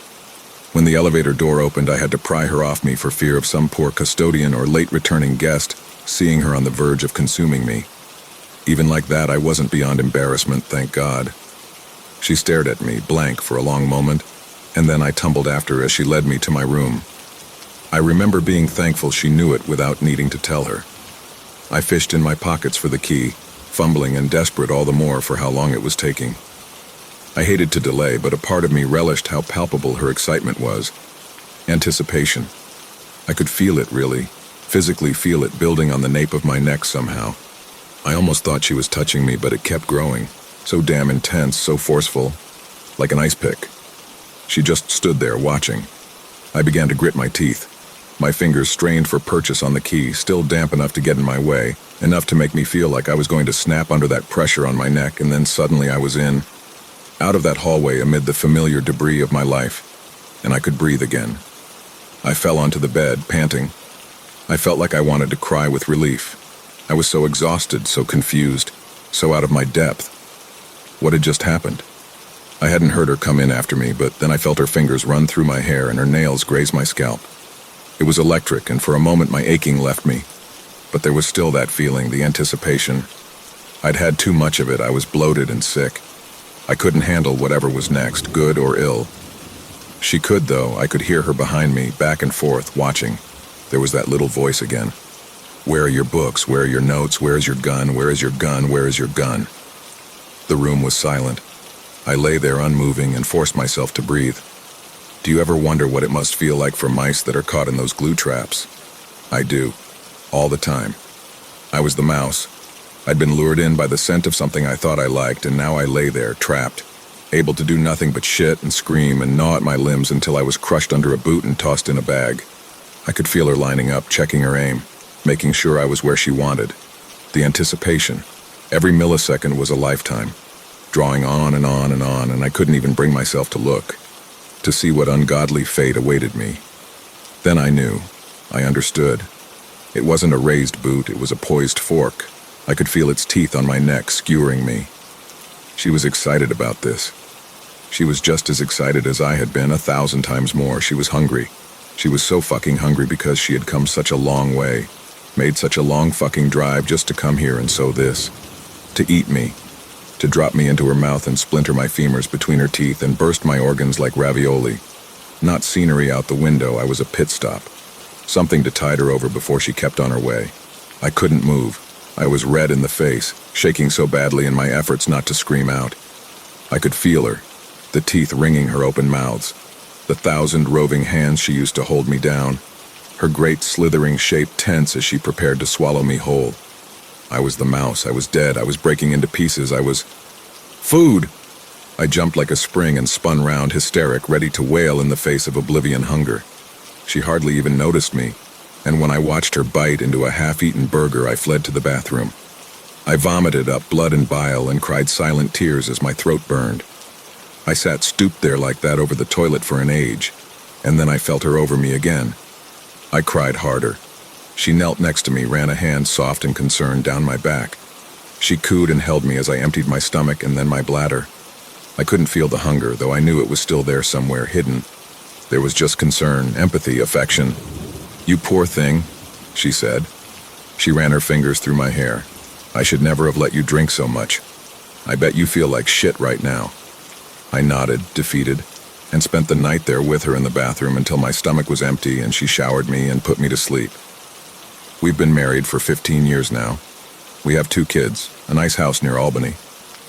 I'm at the pinnacle of my career, even though I lied and told them I didn't find what they had me searching for on that trip. Told them I hadn't lost it like all the washouts did. I've only been back to Chicago once. Our 10th anniversary. It's a touching story that gets shared around now. How on our first night together my wife nursed me through the consequences of far too much drinking. I smile along. Tell everyone that I'm lucky to have found her, even though privately I am certain she was the one who found me. She loves it when I cook for her, and I love that she enjoys my food so much. If I ever retire, I would open a restaurant. That's what I go on about when I do drink now. Being a restaurateur. It's a good distraction from work and the rest of it. When I go a bit overboard, she's always there for me, just like she was the first time. Even if there are too many hands rubbing my back, too many mouths to speak soothing words, I still love her for it. I know she loves me too. Whenever she sees me, I can always feel the anticipation.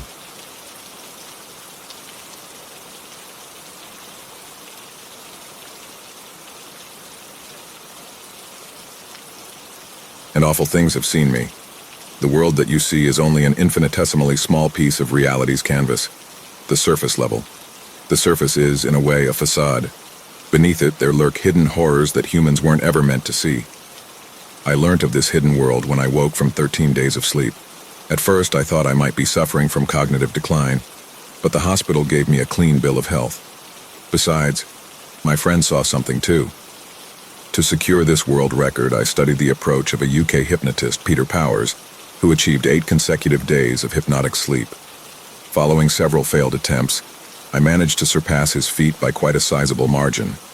I fell asleep on December 20th, 2024.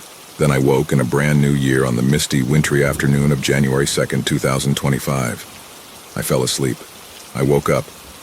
Gee, that makes it all sound rather routine, doesn't it? Let me tell you, waking on that bitter, snowy morning did not feel anything like waking from an 8-hour sleep. It didn't even feel like waking from a long, unconscious slumber after a night of heavy drinking. In fact, the flu once conked me out for a little under 24 hours. This 13-day sleep wasn't even like that. Grogginess doesn't begin to cover it. I felt pain. Absurd, incalculable pain. It split not only the sides of my brain, but the insides of my brain. When I woke in my bed, grunting loudly and fumbling for my phone, I heard Luke charge up the stairs to check on me. My friend and flatmate had been looking after me during my 2-week slumber. Anyway, Luke rang our other friend, Rebecca, because he was worried about me. I was complaining about a persistent ticking sound, apparently. I seemed to be experiencing auditory and visual hallucinations. I do vaguely remember as my flatmate burst into my room seeing a tall, oblong-headed shadow flitting across the staircase. In retrospect, that idea brings me unimaginable dread, but I'll have to start from the beginning for you to understand why. Luke and Rebecca rushed me to the hospital when I didn't show any signs of overcoming these hallucinations. When I started talking about red sunlight pouring through the windows of my home, Luke fetched the keys to his car. We'd expected that I might experience some health problems, of course, because a 312-hour sleep is hardly natural. The recording, I weakly mumbled as my friends guided me across the car park towards the hospital entrance. The Guinness rep said, "We'll sort out all of that after you've seen a doctor," Luke promised, struggling to keep my weighty, near-limp arm over his shoulder. "I'm just glad you're awake," Becca said from my other side, voice rugged and frail. She hadn't wanted me to do any of this. The snow clung to the soles of my boots and the fog clung to my skin. Even on that overcast day, however, the world seemed unthinkably bright. I blamed it on my weak, straining eyes, but I still expressed my concerns to my friends. I don't remember the exact wording of my delirious mumble, but the sky looked stranger by the second. That red daylight persisted, trying to puncture the clouds above. "The sky's perfectly normal, Quinn," Luke assured me as the hospital's automatic doors opened in front of us. "We'll ask the doctors to run some tests, okay?" And we did, but I was chastised by the professionals who attended to me. I'd spoken to a GP before undertaking the experiment. He'd warned me against attempting sleep by hypnosis, but Luke and I were never really the types to listen to authority figures. We had dull lives, and we were forever trying to make them a little more thrilling. As the hospital workers ran blood tests, I felt nauseated and agonized beyond measure. Well, beyond the NHS 0 to 3 assessment scale. I've felt severe pain before, but this was more than a 3. The pain in my body and mind had something to do with that blinding color beyond the clouds. I could still see the red out of the hospital window, threatening to snag a subtle hole through the gray blanket in the sky. "Obviously, this is difficult for us, Mr. Trenton," the doctor told me. "I've dealt with patients hallucinating as the result of sleep deprivation.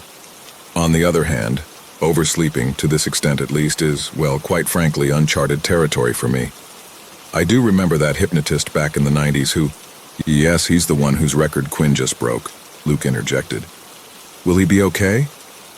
The doctor sighed, speaking to my friend as if I weren't in the room. "Well, the results of the test are all positive. Quinn is a little nutritionally depleted, but he's physically and mentally healthy." "Healthy? Look at him," Becca whimpered, nodding at me as my eyes blinked rapidly. "He looks like he's about to pass out.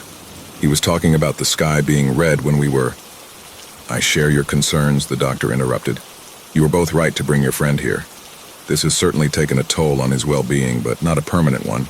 That is, at the end of the day, the best-case scenario. I really do think that things will look better tomorrow, once Mr. Trenton has had a normal night's sleep. He needs to allow his body to reset. He needs to acclimate back to reality, essentially. And the hallucinations will stop. I slurred in a fragile mumble. The doctor threw up his hands in exasperation. As I told you, Mr. Trenton, this is new territory for me.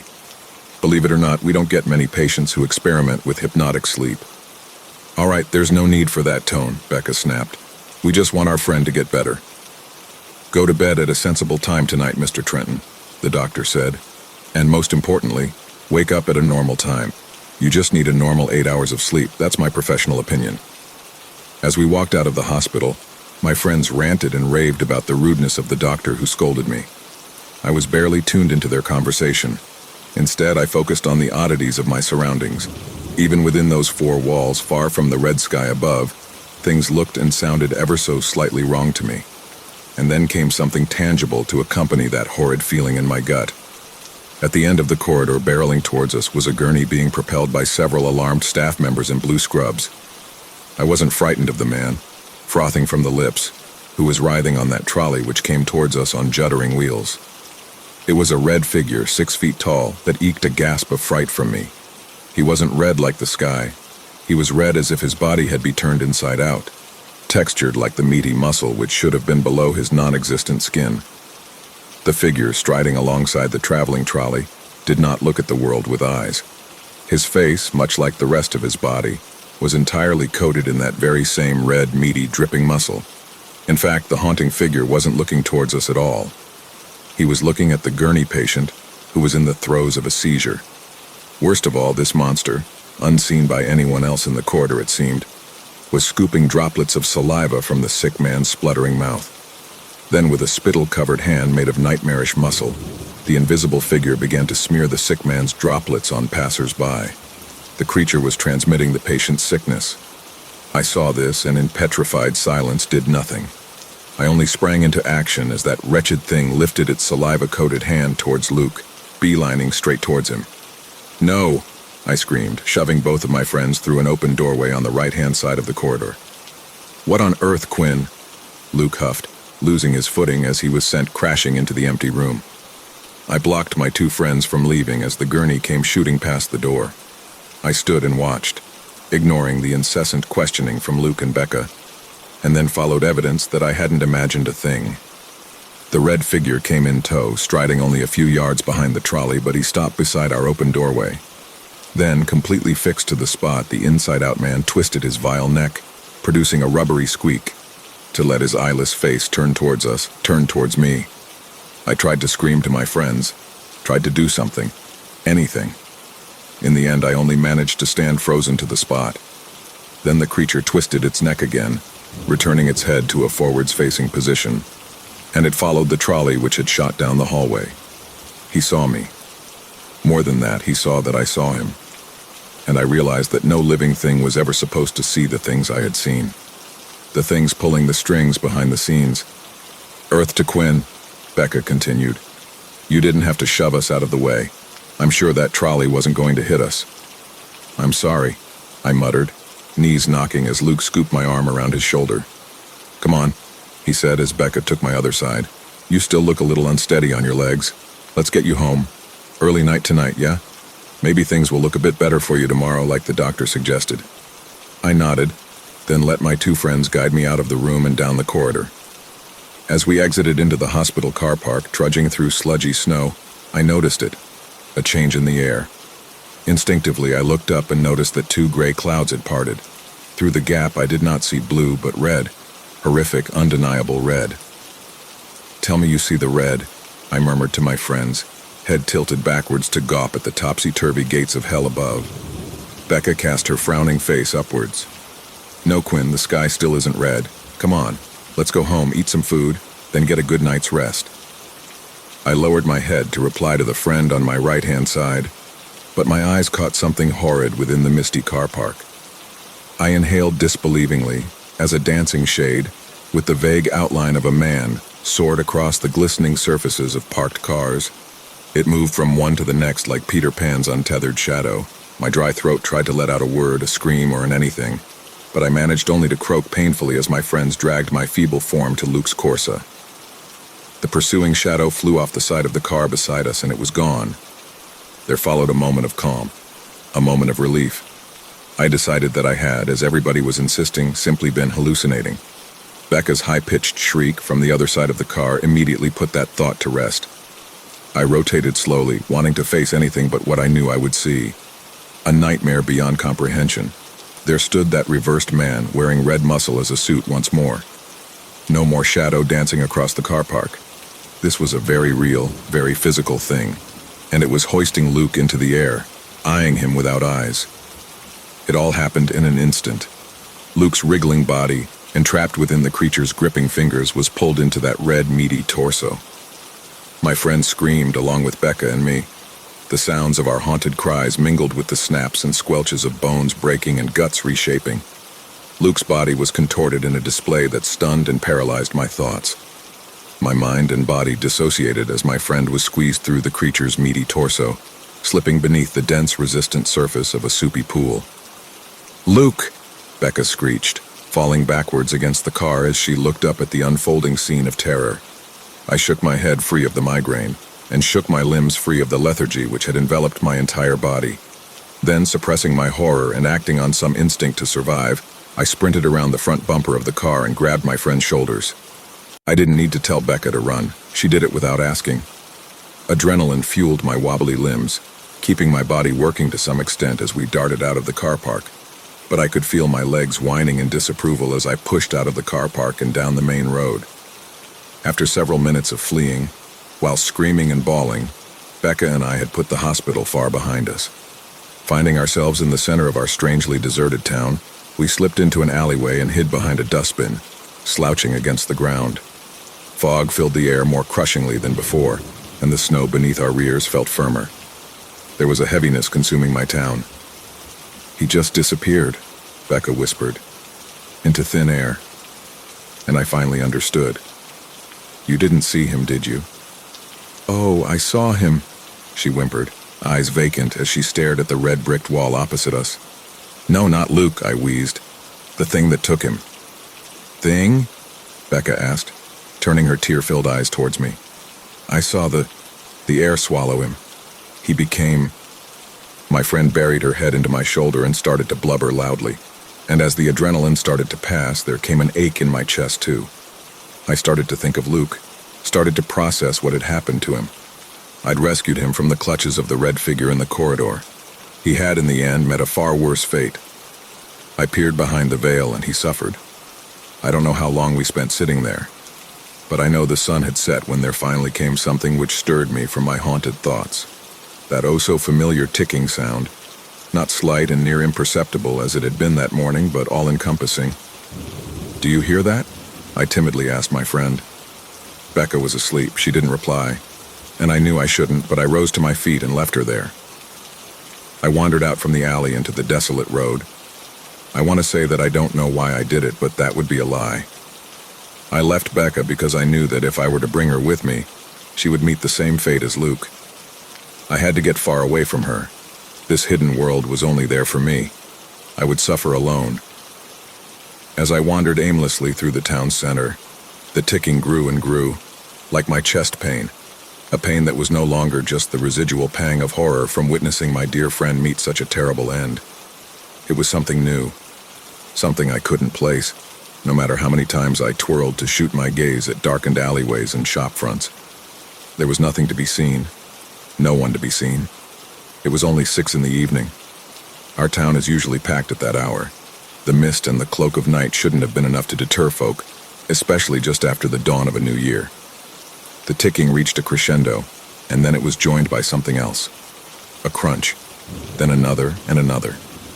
Footsteps wading through the snow, and they weren't my own. I twisted unwillingly and screeched when I saw not a shade dancing across the white, and not even a man with his innards worn as an outer suit. Standing in the white of the mist and the snow, facing towards me, was a figure even farther from being a man than the inside-out horror. He wore no clothes, and his skin was made of fleshy oak, not like the bark of a tree, but the polished hardwood planks of fine furniture. The figure stood at least 10 feet in height, But it wasn't his gangly wooden limbs that drew a scream from the back of my throat. It was his head, his perfectly angular rectangular head. Like the red meat figure, this new nightmare did not look upon me with eyes. His face was that of a grandfather clock. Where there should have been retinas and nostrils, there was a white oval bearing Roman numerals and two hands ticking away like pestilent insects. And where there should have been a mouth, there was a chasm of blackness. Where there should have been a tongue, there instead swung a licking pendulum. It beckoned me into its depths. Worst of all, I complied. I found myself walking towards the figure. With every tick and tock of the pendulum, I took another step, moving in terrifying synchronicity, and the second hand rotated nearer to the top of the man's clock face. And it was approaching not a 12, but a 13. 13. I opened my mouth to scream, hoping Becca would hear me from the next street over. But all that came from my mouth, horrifyingly, was more ticking, the clicking and clacking to be exact, of my tongue against the back of my gums, as if it were also a pendulum swinging to and fro. My body and soul belonged to the grandfather man, and I didn't want to imagine what he had in store for me. It wasn't a show of willpower that saved me. I didn't find the strength to turn away from the hypnotic, alluring pull of the feverish nightmare. What saved me was a bright, blinding light coming from the snowy road behind the tall, horrid figure. A light that consumed the figure, me, and all other things in the road. A truck tore straight through the grandfather man, hidden to the driver's eyes, and then darkness took me. When I woke a couple of days ago with a sobbing Becca by my side, I found myself back in the hospital. The truck had swerved, and I had thankfully only been hit by its wing mirror. Most bizarrely of all, I felt well rested. I'm not championing the healing powers of being near crumpled by hurtling steel. I certainly felt somewhat disoriented by the accident. I just didn't feel quite so displaced. In fact, I felt relatively normal. I told myself that perhaps I had reset my mind and body, just as the doctor had promised I would. I told myself that I'd undone the damage caused by sleeping for 13 days. The world I'd seen was invisible to me again. It was only when Becca visited me again this afternoon, still covered in tears and snot, that there came a jolt of doubt. I jumped up from my bed, grunting painfully as I supported myself on a broken leg in a red plaster cast, and my friend led me towards the window. I started to bawl near silently. "Is it still red?" Becca asked as I eyed the sky above. I nodded, and my cricked neck let out the sound of a popping joint. Then followed a second pop and a third and a fourth. A few hours later, I've accepted that it's the sound of ticking. I understand. I'm not supposed to see these things. I'm not supposed to hear these things. They're going to make sure I don't.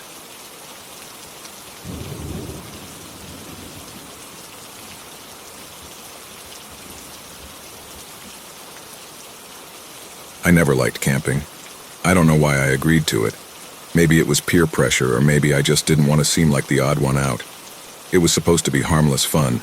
A weekend in the woods, just me and 4 of my closest friends. Ryan, Gabe, Lisa, and Chloe. We had packed up our tents, snacks, and enough firewood to last us 3 days. It felt like the kind of adventure you'd look back on and laugh about years later.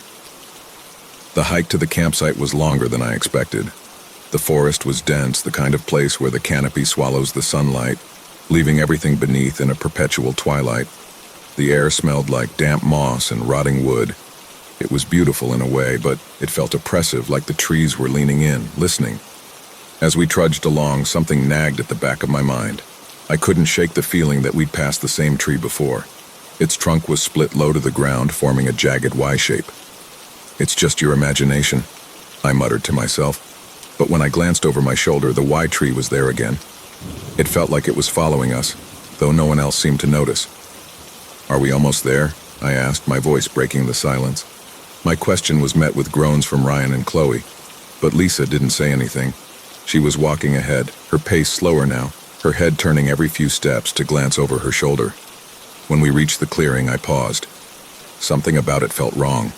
Not dangerous, just wrong.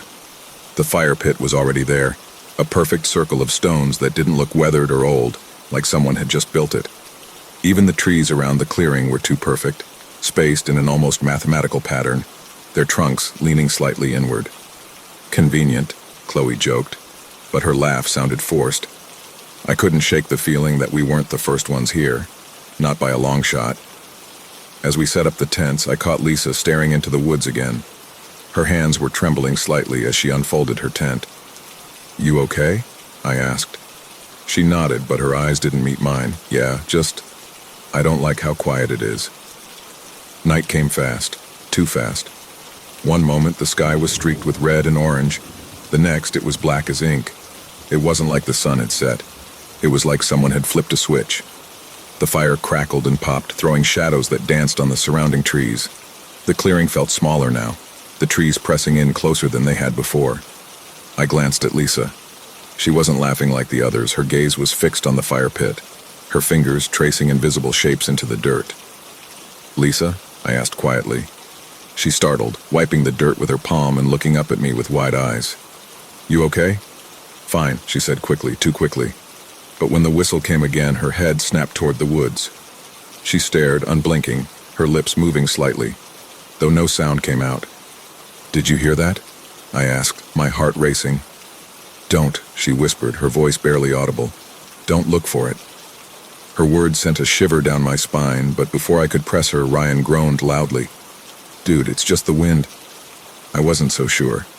The whistle wasn't random, it was deliberate, almost like it was calling. "No, seriously," I said. "It sounded like someone whistling." Gabe groaned. "Don't start with that creepy shit. You're just trying to freak us out." But I wasn't. I knew what I'd heard. The others dismissed it, but the sound came again. Louder this time. Clearer. A long, deliberate whistle, like someone calling a dog. It echoed through the trees, too sharp, too human. "Probably just some hiker," Chloe said, but her voice wavered. "Hikers don't whistle like that at night," I whispered. The air felt heavier after that, the laughter and chatter replaced by uneasy silence.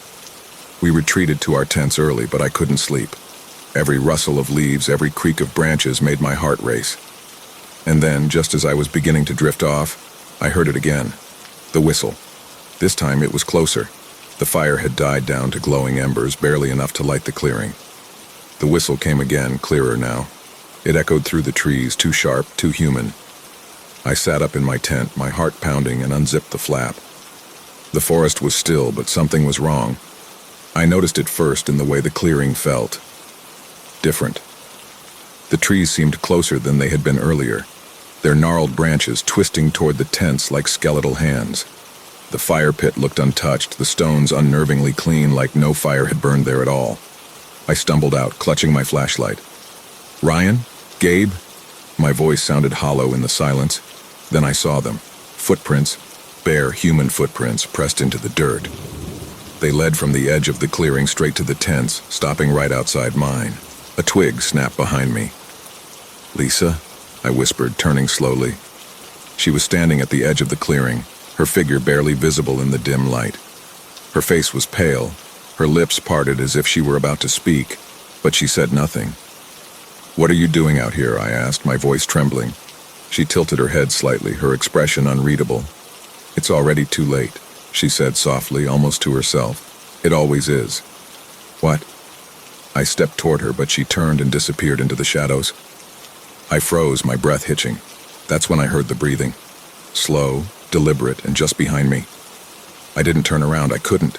Every instinct in my body screamed at me to move, to run, to do something, but I stayed frozen, paralyzed by the sound of that breathing. It was close, too close, wet and uneven, like whoever it was had been running for miles. The back of my neck prickled, and I swore I could feel the faint warmth of their exhale against my skin. You've felt it before, haven't you? That crawling sensation, the one that tells you something's wrong before your brain can catch up. Like when you're walking home alone at night and you feel the weight of eyes on you hidden in the shadows. You tell yourself it's nothing, just your imagination. But deep down, you know better. That's what this was, only worse. Because this wasn't my imagination, this was real. I clenched the flashlight tighter, fingers slick with sweat. My voice felt like it had been stolen from my throat, locked away by the growing dread that whatever was behind me wasn't right. The breathing stopped. Just like that, no shuffle of feet, no retreat into the trees, it just ended like whoever or whatever was there had vanished into thin air. I forced myself to move, my legs shaking as I staggered toward Ryan's tent. My flashlight beam wavered across the clearing, catching the faint glint of something wet on the ground. For a moment I thought it was dew, but when I crouched down to look closer I realized it wasn't water. It was blood. The footprints, they were smeared now, trailing crimson streaks back toward the woods. But what stopped me cold wasn't the blood or the tracks. It was the fact that there were more of them now. Not one set of footprints. 3. Bare, misshapen prints that twisted and dragged like whoever made them wasn't walking on normal feet. I scrambled to Ryan's tent, tearing the zipper open. "Ryan!"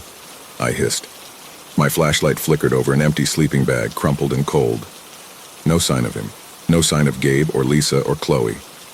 I stood there, swallowing the lump in my throat as the silence pressed in, thicker than the darkness itself. That's when I noticed it, my breath hanging in the air, misting in the sudden chill. The temperature had dropped, but it wasn't just cold. It was wrong. The kind of cold that seeps into your bones and makes you feel like you don't belong here, like you shouldn't have come. The whistle came again, louder this time, impossibly close. It was no longer human. It sounded jagged, broken, as if something was mimicking the sound without understanding how it should work. It echoed through the clearing, bouncing off the trees until it felt like it was coming from every direction at once. And then I saw it. The trees at the edge of the clearing were swaying, not with the wind, but with something moving between them. A shadow too large, too tall, stretching unnaturally in the faint light of the dying fire. Its movements were jerky, like a puppet with its strings tangled, but its pace was deliberate, intentional. It stopped just beyond the firelight, and for a moment I thought it was gone. Until I saw the eyes. They weren't eyes, not really. Just two faint pinpricks of light, like reflections in the back of a predator's gaze. But they didn't blink. They didn't waver. They just stared, unblinking, locked on me. You know that feeling when you're in a nightmare and you know you're dreaming, but no matter how hard you try, you can't wake up? That's what this was. A waking nightmare, one I couldn't escape. The whistle came again, long and slow, and this time it felt like an invitation. Or a warning. I turned and ran. I didn't look back, I didn't need to. The sound of branches snapping and leaves crunching told me enough. It was following me. Every nerve in my body screamed to keep running, but the forest seemed endless, the trees twisting around me like the ribs of some massive dying beast. My flashlight barely cut through the darkness, and the beam flickered with every frantic step. My lungs burned, and my legs felt like they were about to give out when I tripped, sprawling face first into the dirt. The flashlight skittered out of my hand, the bulb finally giving up with a soft pop. I lay there for a moment, gasping for air, too terrified to move. Then I heard it again, the whistle, but it wasn't behind me anymore. It was to my left. "Stop it!" I shouted, my voice cracking. "What do you want?" The forest didn't answer. Of course it didn't. It just loomed around me, silent and suffocating. I scrambled to my feet, my hands trembling as I searched for anything I could use as a weapon. A rock, a branch, anything. That's when I heard the voice. "Nick, is that you?" It was Lisa. I froze, my heart pounding in my ears. I couldn't see her, but her voice was unmistakable, echoing softly through the trees. Relief and confusion warred in my chest. "Lisa, where are you?" I called out, my voice trembling. A moment later, she emerged from the shadows, her face pale in the moonlight. She was wearing her jacket, but it was torn and her hair was matted with dirt and leaves. She looked wrong. Her smile was there, but it didn't quite reach her eyes. "I've been looking for you," she said, her voice soft, almost too calm given the circumstances. "You ran off and I was worried." "I ran off?" I snapped, my fear making me bolder than I felt. "Everyone was gone. What happened? Where's Ryan? Gabe? Chloe?" Her smile faltered just for a second. "I don't know. We got separated, but we need to go. Now it's not safe here." "No kidding," I muttered, glancing nervously over my shoulder. "There's something out here, Lisa, something—" "I know," she interrupted, her tone sharper than I expected. "I saw it too. That's why we need to move." Her urgency was convincing, but something about her felt off. I couldn't put my finger on it, but the way she avoided my gaze, the way her hands fidgeted at her sides, it didn't sit right. Still, what choice did I have? I wasn't going to survive out here alone. "Fine," I said, "but we need to find the others." She hesitated just for a second before nodding. "Of course, come on. I think I know a way out." She grabbed my arm, her grip surprisingly strong, and pulled me through the trees. She moved quickly like she knew exactly where she was going, but her path didn't make sense. It was winding, looping, as if she was leading me in circles. The whistle came again, distant now, but still too close for comfort. "How do you know where we're going?" I asked, trying to keep the panic out of my voice. "I don't," she said quickly, too quickly. I think there's a road this way." "But we didn't come from this direction," I pointed out. She stopped abruptly, spinning to face me. Her expression was strange, equal parts frustration and fear. "Do you trust me or not?" she demanded, her voice low and urgent. I didn't, not entirely. But before I could respond, a guttural growl cut through the air, closer than ever. I didn't have time to argue. We ran, the sound of heavy footsteps crashing through the forest behind us. We reached a small clearing, and Lisa pulled me toward a cluster of rocks. "Hide here," she hissed, pushing me down behind one of the larger boulders. "Stay quiet." "What about you?" I whispered, my voice barely audible over the pounding of my heart. "I'll distract it," she said, her expression unreadable. "Just stay here, okay?" And then she was gone, disappearing into the shadows before I could stop her. I crouched behind the rock, every nerve on edge as the growling grew louder. I couldn't see it, but I could feel it.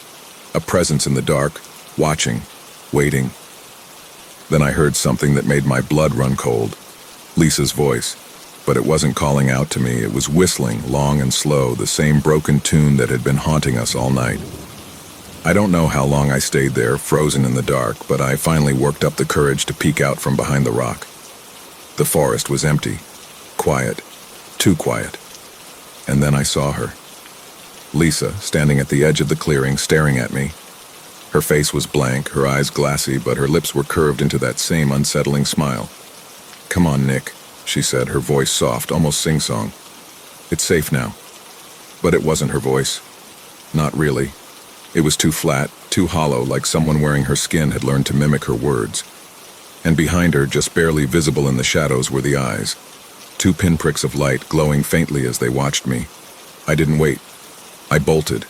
I ran until my legs felt like they'd snap, until my breath came in jagged gasps that tore at my throat. But no matter how far I went, I couldn't shake the feeling that I wasn't running away from anything. I was being herded. The trees seemed to close in tighter, the roots clawing at my feet like hands trying to drag me down. And Lisa's whistle. God, that whistle. It never stopped. Long, slow, and deliberate, like it was winding through the forest itself, carried on a wind that didn't touch my skin.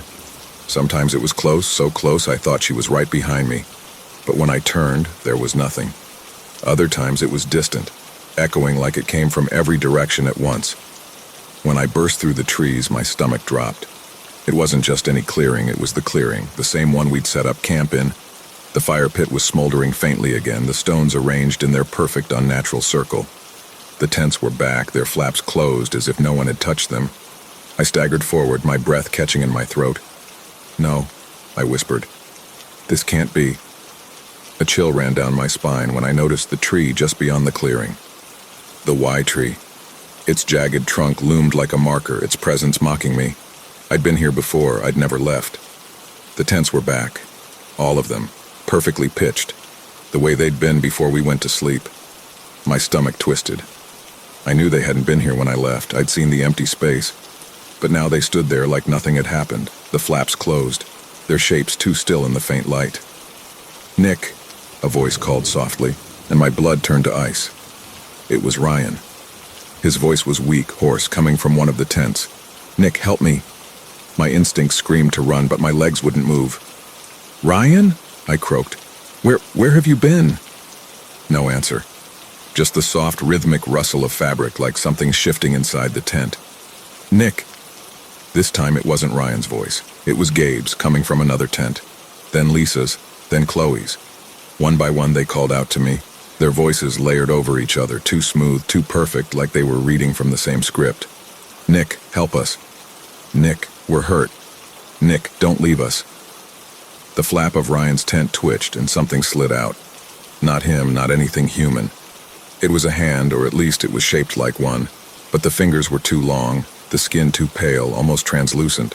It gripped the edge of the fabric, and then another hand joined it, pulling the flap wider. I stepped back, my chest tightening as a shape began to emerge. It was Ryan, or something trying to be Ryan. His face was wrong, stretched and gaunt, his eyes black pits that seemed to eat the light. His mouth hung open, wider than it should, his jaw creaking like wood under strain. "Nick," it rasped, its voice still carrying that echo of his, but layered with something else, something deeper, hungrier. The tent beside his moved, then the next and the next. More of them were coming out, each one twisted, misshapen, their forms shifting like shadows trying to hold shape. And behind them, from the dark edges of the clearing, came the sound of Lisa's whistle. Slow, steady, closer. I stumbled back, tripping over the fire pit, and hit the ground hard. My head spun, and for a second, all I could see was the sky above. The stars, faint and distant, winking through the gaps in the canopy. And then something moved in my peripheral vision. I turned, my heart hammering in my chest, and froze. There was something standing at the edge of the clearing, taller than the trees, its body impossibly thin, a silhouette that didn't belong in this world. Its head was wrong, too narrow, too elongated, and its arms hung like lifeless branches. But its face, oh God, its face. It didn't have one. Just a smooth, featureless plane that seemed to ripple and shimmer like water in the moonlight. But I knew it was looking at me. I could feel it. The whistling stopped. The silence that followed was unbearable, pressing down on me like a weight. And then, in a voice that wasn't Lisa's but somehow still was, it spoke. "You shouldn't have come here." The words didn't echo. They didn't even sound like they were spoken aloud. They just were, filling the space around me, inside me, until they became my own thoughts. The creature stepped forward, and the ground seemed to bend beneath it, the earth rippling like a reflection in disturbed water. The things that had crawled out of the tents froze, their heads snapping toward it as if waiting for a command. "Run," the voice whispered again, but this time it sounded amused, mocking. I didn't need to be told twice. I bolted into the forest, the sound of my own ragged breathing barely drowning out the rustle of something massive moving behind me. But as I ran, I realized something horrible. The trees weren't where they were supposed to be. They shifted, their trunks sliding in and out of place, the path twisting and looping back on itself like a labyrinth with no way out. Every step felt heavier, slower, like the ground itself was trying to pull me down. And then I heard it, Lisa's whistle. But this time it wasn't ahead of me. It was inside my head. It came with words now, her voice weaving through my thoughts like a spider spinning a web. "You can't run, Nick. You never could." And as the whistle grew louder, I realized something I hadn't before, something that sent a cold wave of dread crashing over me. It didn't want to kill me. It wanted to keep me. I kept running, but it didn't matter. The forest wasn't a forest anymore. It was alive, shifting and twisting, trapping me in its grasp. My legs felt heavier with every step, as though the ground was pulling me down, and my lungs burned like fire. Every direction I turned led back to the same place, darkness. No clearing, no road, no way out. The whistle was constant now, burrowing into my skull. It wasn't just a sound anymore. It was a presence, something alive, wrapping itself around my thoughts like a parasite. Every step I took, every ragged breath I drew, it was there, mocking me, guiding me. "You shouldn't have come here." Lisa's voice echoed in my mind, but it wasn't just her anymore. It was Ryan's, Gabe's, Chloe's, all of them, blending together into something that wasn't human. Their voices overlapped, weaving into a symphony of whispers that drowned out even my thoughts. I clapped my hands over my ears, but it didn't help. I stumbled to a stop, collapsing against a tree. My legs couldn't carry me anymore, my body was spent. The forest seemed to close in around me, the shadows stretching longer, darker, until they swallowed everything. I looked up, desperate for the sky, for the stars, something, anything to remind me I was still in the real world. But the sky was gone. Above me there was only blackness, not the darkness of night, but something deeper, something void, something alive. And in that void I saw them, those pinpricks of light, too many to count, scattered like stars but wrong, too sharp, too aware. I tried to scream, but no sound came out. My throat was raw, my voice stolen by the same force that had taken everything else. That's when I saw Lisa again. She stepped out from the trees, her movements smooth, deliberate. Her clothes were still torn, her hair still matted with dirt, but her face was different. There was no fear there now, no urgency, just a calm, unsettling stillness, her eyes empty pools of black that reflected nothing. "You're tired," she said softly, her voice echoing in my mind even though her lips barely moved. "I told you not to run." I tried to back away, but my body wouldn't move. The ground beneath me seemed to shift, pulling me down like quicksand. I clawed at the dirt, but my hands sank deeper with every movement, as though the earth itself had turned against me. "Stop fighting," Lisa whispered. She crouched in front of me, her head tilting at an unnatural angle. "It's easier if you don't fight." "Why?" My voice cracked, barely audible. "Why are you doing this?" Her smile widened, stretching her face in a way that wasn't human. "Because you came here," she said simply, as if that explained everything. "Because you heard the whistle." I shook my head, tears streaming down my face. I didn't know. None of you ever do." Her voice was almost gentle now, like a mother comforting a child. "But it doesn't matter, you heard it and now you belong to it." "What is it?" I whispered. Her eyes flicked toward the darkness behind her, and for the first time I saw it clearly. It stepped out of the void, its form shifting, unraveling and reforming with every step. It was too tall, too thin, its limbs too long and angular. Its face, if it even had one, smooth and blank. But the worst part was the way it moved. It didn't walk or glide, it folded into existence, like the space around it was bending to its will. "You're part of it now," Lisa said, her voice fading as the thing approached. "We all are." I tried to scream again, but my voice was gone. My mind was unraveling, the whispers growing louder until I couldn't tell where they ended and I began. The thing crouched down, its featureless head tilting as if studying me. I could feel it pressing into my thoughts, peeling back my memories, my fears, everything that made me me. And then finally I understood. There was no escape, there never had been. This wasn't just a forest. It was a trap, a living, breathing thing that fed on people like me. People foolish enough to stray too far, to hear the whistle, to follow it into the dark. I felt my body sinking deeper into the ground, the cold earth swallowing me whole. Lisa knelt beside me, her hand brushing my arm. Her skin was ice, but her touch felt like it belonged to a stranger. "Don't fight it," she murmured again. "Soon you'll forget, and then it won't hurt anymore." I wanted to fight. I wanted to scream. But as the darkness closed over me, I realized I didn't have the strength. The last thing I saw was Lisa's face, her hollow smile etched into my mind like a scar. The last thing I heard was the whistle, soft and haunting, fading as the world dissolved around me. And then there was nothing. I jolted awake, gasping for air, my body drenched in sweat. My hands clutched at the dirt beneath me, solid and real. For a moment I couldn't move, my mind still trapped in the suffocating nightmare. My heart pounded in my chest, and I frantically looked around. I was in the clearing. The fire was out, but still smoldering faintly, a thin line of smoke curling into the starry sky. The tents were exactly where they had been, untouched. The forest was silent, save for the occasional rustle of leaves in the faint breeze. It was just a dream. Just a terrible, awful dream. I forced myself to sit up, my breath still coming in ragged gasps. But as I did, I noticed something that made my stomach twist. My hands were trembling, and beneath the dirt caked on my palms, there was something else. Scratches. Deep, jagged scratches, as if I'd been clawing at the earth. It wasn't entirely a dream. "Nick, you okay?" a voice called softly. I turned to see Ryan emerging from his tent, rubbing his eyes. Behind him, Chloe and Gabe were stirring, their groggy voices breaking the stillness.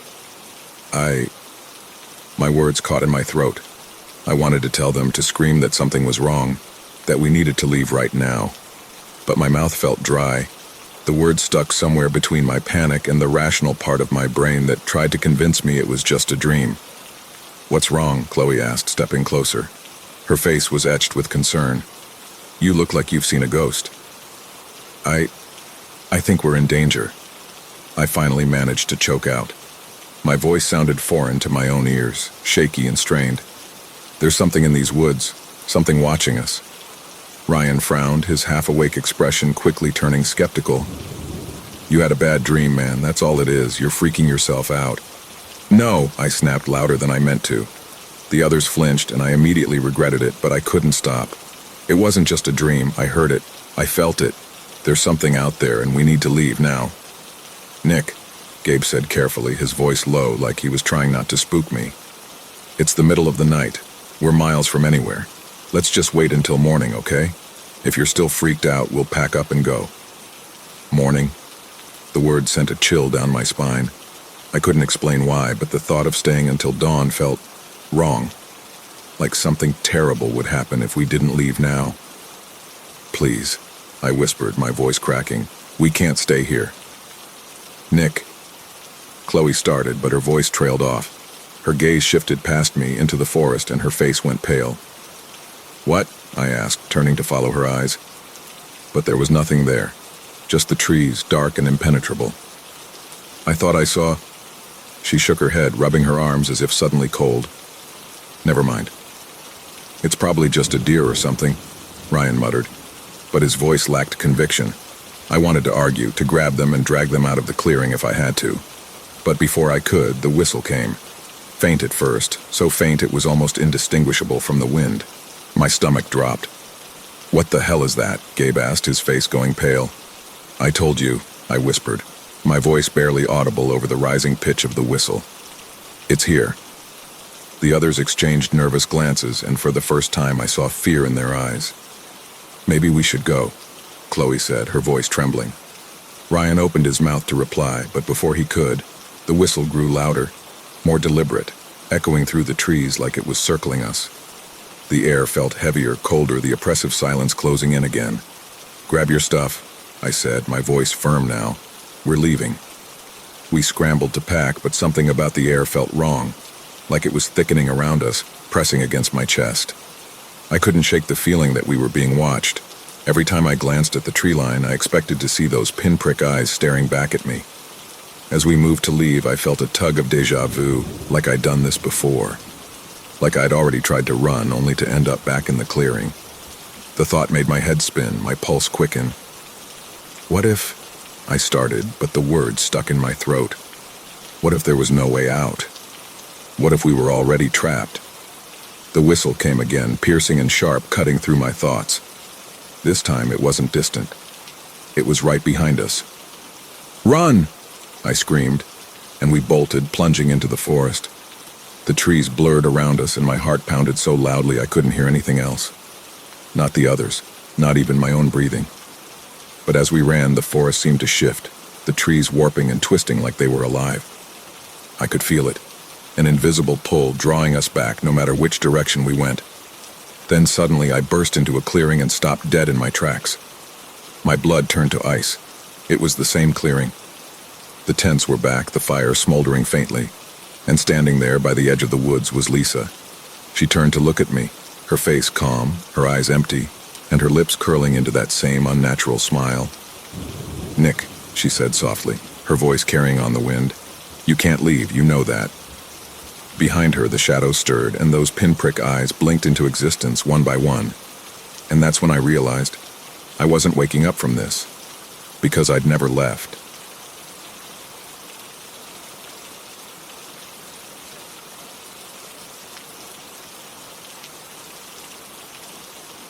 Everything I'm about to tell you is 100% true and not embellished in any way.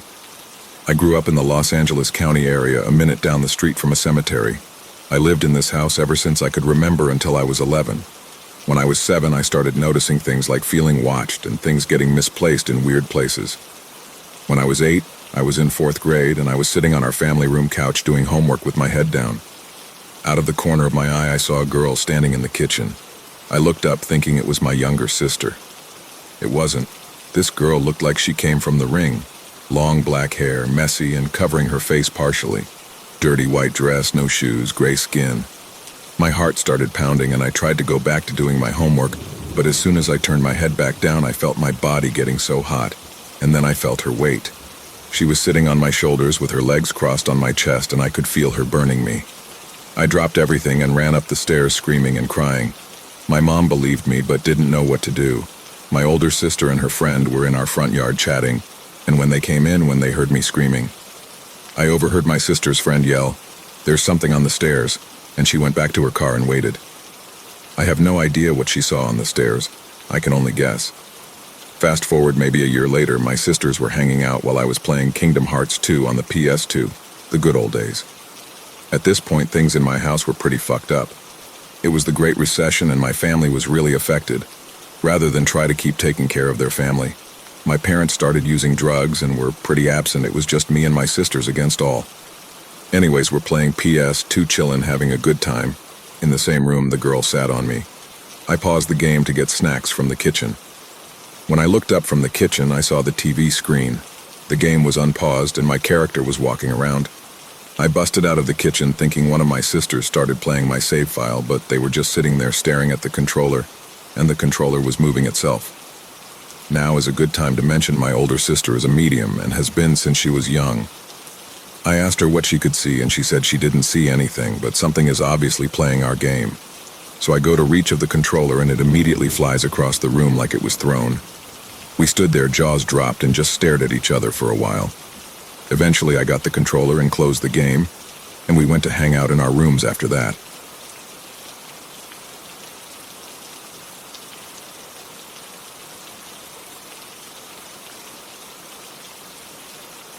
I live in a safe town. They say it's great for raising kids, but what people mean is it's pretty boring. We do have one thing, though. There's this amazing gravel trail that goes along a canal for miles and miles. For about 7 miles, there's a lake on the other side, and you're rewarded with beautiful views of water on both sides of the canal. In the fall, the leaves drift down onto the stagnant water of the canal and the colors are unbelievable. In the winter, you sometimes get this mist that rises from the water and envelops the stark branches that hang over the trail like a skeletal canopy. It's almost magical when you're there alone, and the only sound is your breath and your heartbeat. Some people do get creeped out by the fog, but the seclusion has always been comfortable to me. It's only a problem if there's a flock of geese or something on the trail and there's no way to get around them. I only mention all this because it's important to understand that you can't really get off this trail once you're on it. In the winter, the water is freezing and there are miles of forests on the canal side. So if you're on a run and you're halfway along the lake, you can't just bail out. There was this one incident when I was little, though. Another kid, Riley, was playing along the path one afternoon and didn't come home.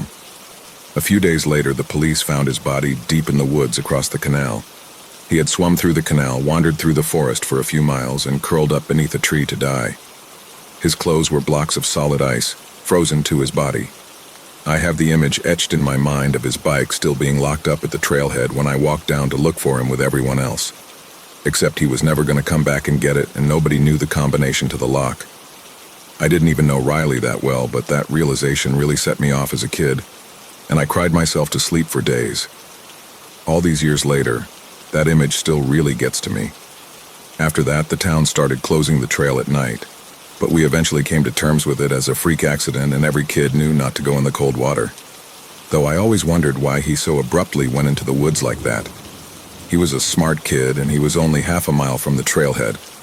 If you grew up in a town like mine, you probably forgot to look over your shoulder every once in a while. I know I did. On one cold December day, I pulled out of my parents' driveway, even as the shadows lengthened and the sun started to dip behind the row of trees at the end of my street. I was pretty serious about cross-country back then, and with regionals coming up, there was no chance I was skipping my workout. I didn't think about the trail curfew, which I had ignored so many times anyways, and regardless, I wasn't planning on taking a swim. When I got to the trailhead in the fading light, the parking area was already closed, but I parked off the road, hopped out of my car, and set off at a blistering pace along the narrow trail. I've done a lot of runs along that trail. It was always very simple.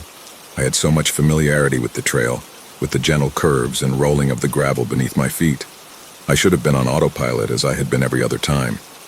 But this time I became keenly aware of the empty trail stretching behind and before me, the trees seeming to encroach from either side. The mist started to rise from the canal, but this time it was anything but comfortable seclusion, and the trailhead started to fade away behind me as I pushed further ahead. Maybe it was because I had left my earbuds behind this time, and the silence was just a little more oppressive than usual. I checked my shoulder. What am I even looking for? The trail is empty. I turned back around and reminded myself that I was just being a chicken. The most important thing was to crush this workout. As I kept going, I started to feel more comfortable. The fog had started to thicken, but I could barely make out the moon above me lighting my way forward. My breathing and heartbeat stabilized as the mile markers passed by one after another, my feet churning at the ground below me. I started to smile as I passed the midway point, just one more mile before I could start the journey back home, to the warmth of a home-cooked dinner. In the fog, things appear slowly and then all at once. My nerves started to come back when I first noticed something in the mist. Nothing more than a shadow still about 100 meters in front of me. My stride faltered, but at this point I still thought it was probably some stupid deer or another harmless jogger out for a late run. Just a few moments later I was proven wrong. It wasn't a deer or another jogger. It was a man. Tall, hands in the pockets of his oversized coat, walking in my direction. He wasn't running or anything, but there was something deeply wrong with his movement. His stride was leisurely, but looked almost rehearsed, like he was trying to act inconspicuous. My stomach started to turn and I could feel the intensifying chills running down my spine. He's probably just a guy out on a walk, I thought, the logical part of my brain straining to regain control against my rising panic. I pretended to check my watch, turned around and started back the direction I came from. I surreptitiously checked my shoulder. Is he walking faster now? Holy shit, he definitely picked up the pace just now. The internal alarms became tornado sirens as I started panicking, my breath becoming ragged. No normal person would speed up like that. I was running fast now and he wasn't, so he started to recede into the fog. For the first time, the black and freezing water lying on both sides of the trail was no longer just a beautiful view. It was a reminder that there is only one way out. This time I didn't get into a rhythm. It was uncomfortable, but I was pretty sure that if I pushed hard, there was no chance he could catch up before I got back to the trailhead. There is only one way out. Forward. My unease rose even further. I had been nervous from the beginning before this creepy dude had blocked me along the trail. What put me on edge like that? And then, at the 2-mile marker, the horrifying realization hit me all at once. There was only one way out. A fragment of memory from the start of my run exploded into focus. Yes, there was the uneasy glance over my shoulder, looking back towards my car.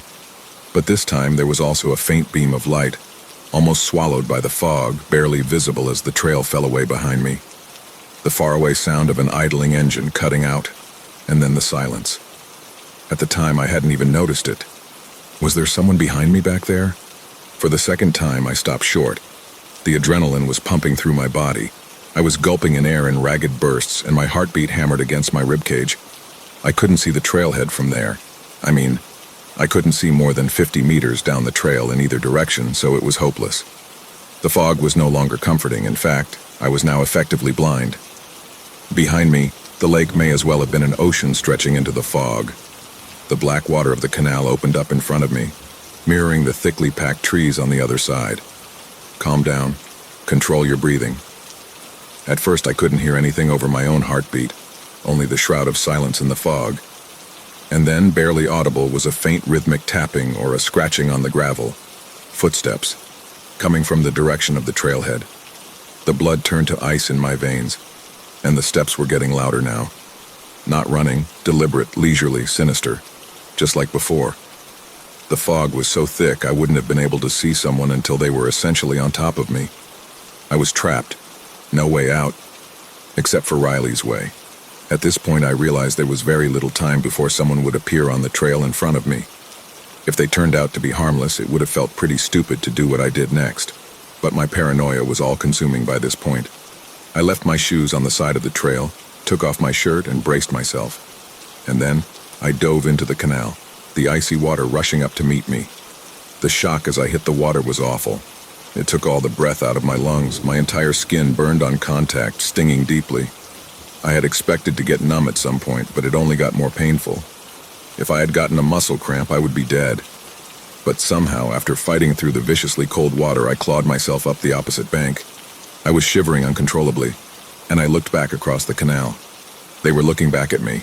2 men, both tall, standing next to each other, the darkness and fog almost enveloping them. But now only 40 feet separated us. If they're harmless, they'll call 911 right now and get me medical attention. I was still hoping. They just stood there, still and seemingly controlled, head slightly tilted. There was an robotic blankness there behind their eyes, like you would see in a bad animation. But their faces twitched frantically, their expressions shifting from one incomprehensible emotion to another, as if there was a violent and unpredictable current tearing their minds apart from the inside. I was mesmerized, unable to tear my eyes away from theirs. Something inside them was deeply wrong, in a way I'll never be able to understand. I still see those twisting faces in my nightmares, those broken, empty eyes staring out from the darkness. I've never seen anything like that again. And then, the waves of pain and adrenaline came rushing back and I staggered backwards. I inhaled the icy air, fighting back to life, knowing beyond doubt that they could and would stand there all night to watch me freeze to death.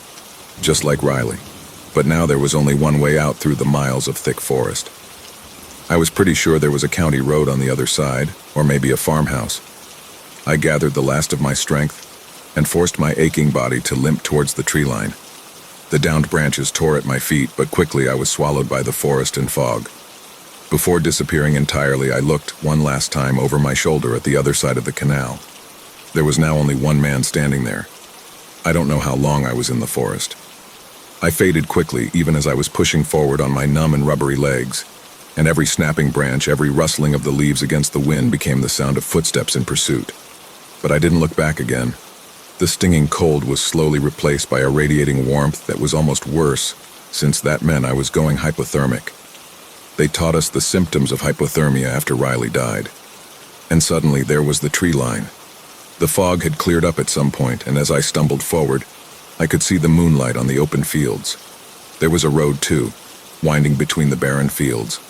I could feel my heart soaring as I pushed through the last few trees. Freedom. I was going to make it back home. Then I saw the car. It was parked beneath one of the tree breaks, and I almost hadn't noticed it at first. The lights and engine were off, but I could make out a figure hunched over the steering wheel, as if he were waiting for something. What was he waiting for? I watched for a while, but he was perfectly still, his head turned towards the opposite field. I breathed a sigh of relief. He hadn't seen me. I started retreating back into the shadows to stay out of sight. The headlights suddenly flickered on, illuminating the field in front of me.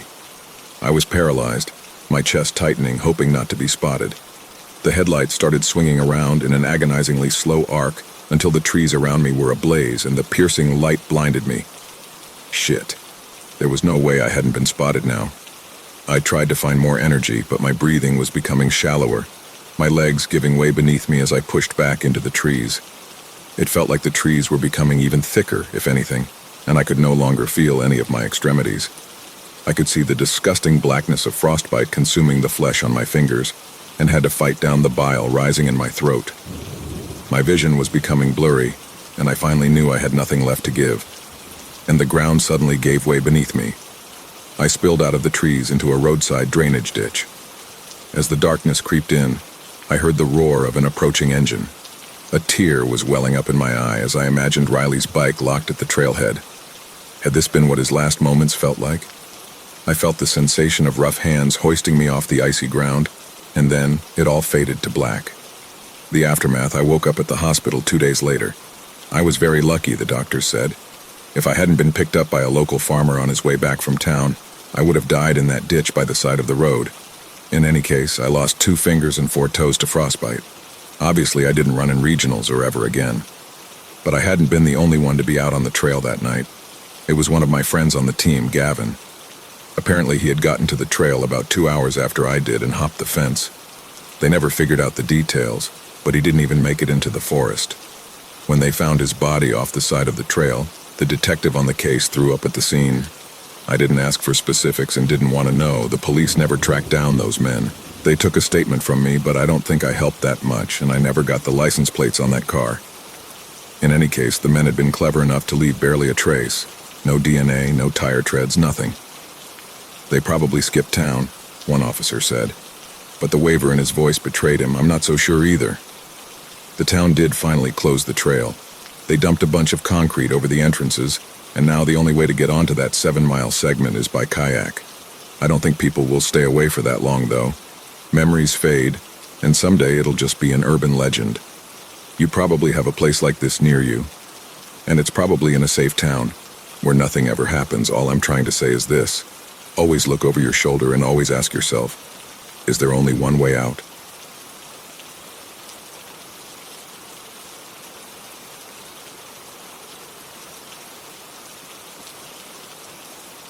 Monday, this was supposed to be my one day off. But when you have a skeleton crew and someone doesn't show up, you get called to come in. Not by the manager or a coworker, you sort of just... No, I can't explain it, like a lot of things around here. But somehow you find yourself driving to work and clocking in. So here I am, beginning what will be a 7-day stretch. I work at a small grocery store called the Emporium, located smack dab in the middle of town. Being centrally located, we see it all, the good, the bad, and everything in between. If you work retail in any capacity yourself, you'll understand when I say, you experience the full spectrum of humanity here.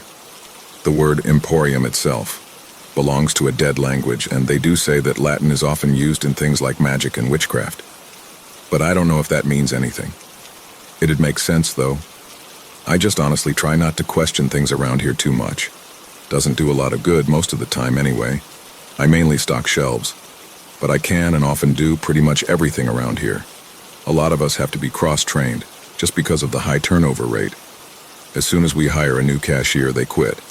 Sometimes they don't even show up for the first shift after the interview. Lucky them, I guess. Tonight I'm closing with Paul. He's a pretty chill guy most of the time. Long-timer like me. He does have a few quirks, but I'm used to it. Everyone here does. Shit, I'd be lying if I said I wasn't a bit weird too. You have to be to work here. One of Paul's little quirks was his regularly scheduled freakouts. Usually right before it was time for him to have a smoke, a customer would ask Paul a question and he'd lose it.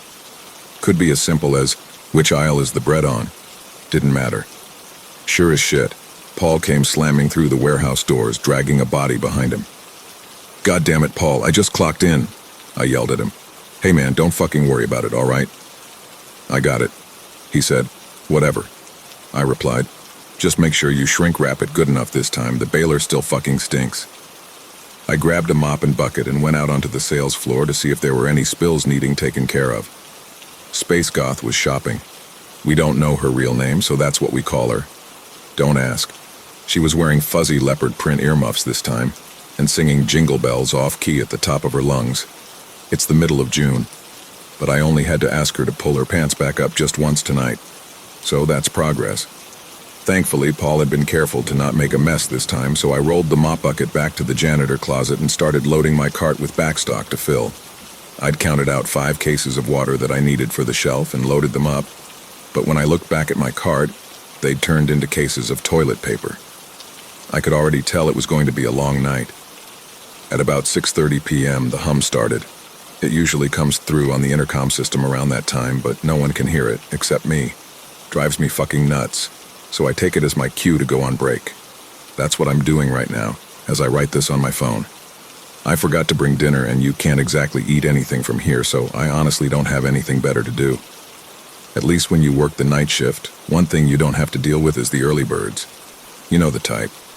They show up about an hour before the store even opens. A whole fucking crowd of them, desperately clawing at the doors, faces smashed up against the glass, just begging to be the first ones let in. That's why you cannot go outside before we open. But once 8 o'clock rolls around, you're safe. Fuckers just up and disappear as soon as the damn door unlocks. The only cashier on duty tonight is Tilly, which means I know I'm going to be called up there to help out at some point. Tilly is slow as shit, but she can't really help it. She's super old, and it takes her forever to get through a sale because she's too worried about picking up all the rotting pieces of flesh that keep falling off of her. I keep telling her to just pick them all up at the end of the night, but she insists on keeping her register tidy, she says. Lenny just walked into the break room, humming some obscure hymn and holding his can of sardines. I don't even know why I bother coming in here. Can't get a moment's worth of peace. Lenny is supposed to be in charge of cleaning and maintenance, but he does more of making a mess around here than anything else. The man is always dripping. It's like this thick black fish-smelling goop that the fucker seems to sweat out constantly. Tom, you're needed to the registers. I hear blaring from the intercom speakers. Here we go. At least it gives me an excuse to get up and leave without seeming rude. Not that Lenny even has the capacity for that level of social awareness. Tilly is swamped. 8 customers in her line and she's literally falling apart. I hop on register 2 and clear them all out within 15 minutes. When I look over, Tilly's gone outside for a smoke. I swear, sometimes I think she's tearing extra pieces of her flesh off on purpose just to get out of working. I finished all the stocking I needed to do by the time 9 p.m. arrived. Took me 3 tries, but the water had been filled. I walked over to the time clock and punched my number in, only to be faced with the harsh words of employee number 0164 is not currently clocked in. Would you like to clock in now?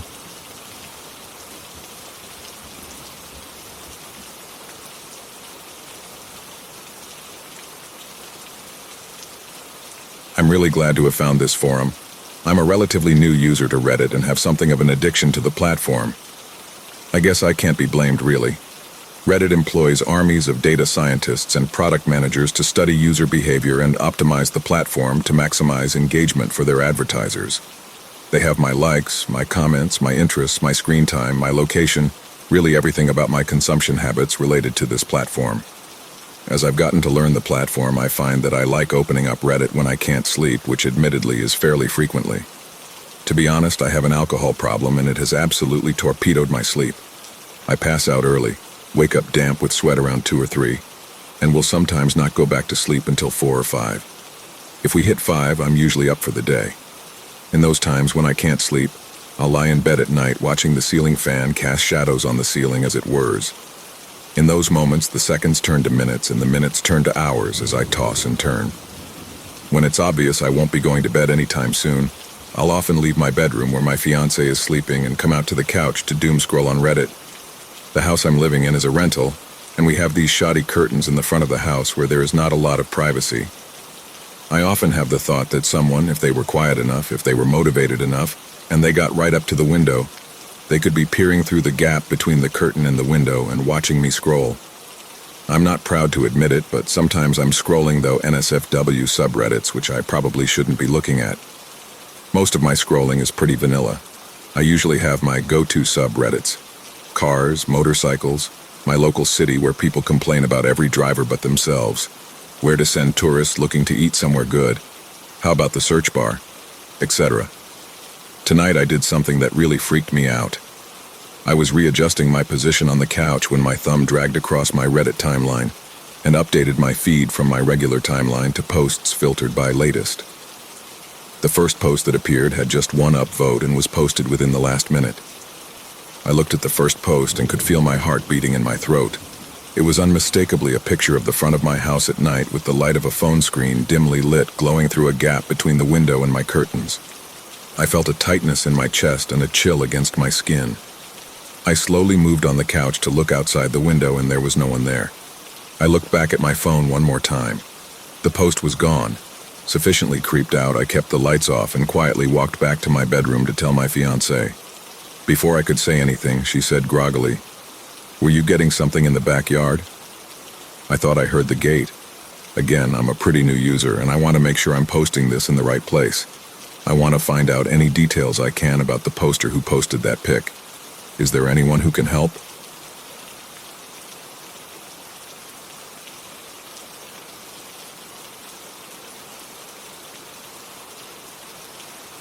It all started with a crack. It always starts with a crack. A minor imperfection that catches your attention during those brief moments on autopilot. For me, it happened while I was putting away laundry. I was going through the house. Upstairs to downstairs, kitchen to bedroom to bathroom to basement with folded clothes and towels in hand. That's when I noticed it. At first I thought it was a trick of the light, shadows messing with my vision. I continued towards the stairs but stopped short, curious for an answer. It's that feeling, you know? The one when something is off, lying in bed at night trying to remember if you locked all the doors or turned off the stove burners. Sitting in your car after work wondering who you forgot to call. A word you just can't place. A memory you have the faintest recollection of. An itch needing to be scratched. So I turned around and retreated down the hall. At the end there's a light switch and mirror. Old antique thing my wife inherited from her grandfather. Or maybe a distant cousin. Hard to say. Just something to fill the space. To make our house look a little less empty. The space between the mirror and the light switch had a piece of chipped paint. A small fleck of plaster had somehow come undone. Nothing crazy, I know. Happens all the time, especially in a house as old as ours. But it bugged me. I tried to laugh it off, wave it away, and return to my chores before my wife got home. But I couldn't forget about it. I walked 2 or 3 steps, and I could just feel the back of my head burning. An itch needing to be scratched. So I went back to the wall and placed my fingernail against the jagged edge of chipped paint. Gently, I flexed my finger up and down, rubbing at the rim, slowly peeling it away. But you know how these things go. Little by little, I started picking and pulling and prizing the paint away from the wall, a tedious task that I made faster with a flat-edge pizza cutter from the kitchen. I'm not much of a handyman, to my wife's chagrin, and I quickly realized I'd picked the wrong tool for the job. I went back to the kitchen and exchanged my pizza cutter for a knife. The process picked up some. I was peeling away entire strips of eggshell white paint. The more I peeled, the more jagged edges I found. The more I cut away, the more bubbles formed in the paint. I came to the conclusion that I would just have to do away with it all and repaint the wall later on the weekend. But the tedious process was killing me. Figuratively speaking. In the basement, with all the tools I'd amassed over the years from friends and family, I found a metal scraper. I went back upstairs and dug in until most of the back wall was without paint. There was a great deal of satisfaction there, I must admit, but as soon as I put my scraper down, I realized that there was a small crack in the drywall beneath. Same place as before, directly centered between the mirror and light switch. I thought about filling it with plaster or glue or hell. Maybe even enough latex paint would fill the gaps. But the very idea of that made my skin crawl. It wasn't right. It seemed insufficient, indecent, distasteful. No, it too had to be done away with. Backtracking downstairs, I went into my wife's studio and retrieved a small chisel from one of the dresser drawers. Like Andy Dufresne, I started etching and carving and digging my way through. Small chunks of plaster fell to the floor. Pockets of dust wafted with every stab, every incision. My eyes were starting to sting, but I couldn't pull myself away from my work long enough to grab a pair of goggles. I just kept chiseling, squinting against the debris. Much like before, my patience got the best of me. I couldn't stand how tedious it was, the amount of time it required. From under the kitchen sink, I grabbed a hammer. The drywall crumbled and collapsed with a number of swings. This too was, in its own way, satisfying. But still, a few pieces remained nailed to the studs. I ripped them off and tossed them aside. Stepping back, I admired my work. I could see the internal wires and pipes, the insulation in between each stud. Could smell the musty dew that reminded of my father's truck. He was a farmer, never had time to clean his truck, and within a few years it was less of a truck and more of an ecosystem for pests. Mice especially, you could always hear them rattling around in between the metal panels whenever Dad got the engine going over 45, squeaking in panic as their entire world shook apart. My satisfaction from a job well done was short-lived. When my wife came home, well, to put it simply, she wasn't happy. We had a very long discussion about my actions. There were accusations of being drunk or high or having lost my mind. I knew without a shadow of a doubt that at least two of those were not plausible possibilities. I only drink on the weekends, and I've never done any drugs other than smoking some weed back in college. My mind, my sanity, to put it more appropriately, was a questionable matter. One that realistically I could not make a determination about without expressing some sort of noticeable bias. In the end, my wife was willing to chalk up the situation to a heat-of-the-moment kind of thing. Impulsive thinking, irrational behavior that occurs at odd intervals, a problem plenty of people experience on a daily basis. To put it in simpler terms, a dumbass being a jackass. She helped me sweep up the mess and take out the garbage. I called a local carpenter and booked a time for them to come out and fix the wall. My wife made dinner while I showered. We ate in silence, her disbelief somewhere between concerned and amused. After, I washed dishes while she dried. Regular night in spite of what had happened. After that, we went downstairs and sat on the couch to watch TV. But if I'm to be honest, I couldn't focus on any of the shows. Couldn't tell you what we talked about or if we even talked at all. I was too busy thinking about the chipped paint, the crack in the drywall, the grooves in the floorboards, and the spaces in between. About the indents of our textured ceiling. A tacky popcorn look of jagged ridges and bumps. I key out thinking about the small squeak of the second step on the stairs, the hollow moan of the draft in the bedroom, the sound of the mice in my father's truck rattling against the loose panels. But I couldn't tell my wife about it. At least not in a way that would make sense. Honestly, I was getting worked up. I could literally feel my skin crawling about it. As if there were maggots in the narrow space between bone and flesh, interspersed with my muscles and tissue. Worms wriggling beneath the surface. I snapped out of my fit when my wife turned off the TV and asked if I was ready for bed. I almost laughed because how the hell was I supposed to go to bed?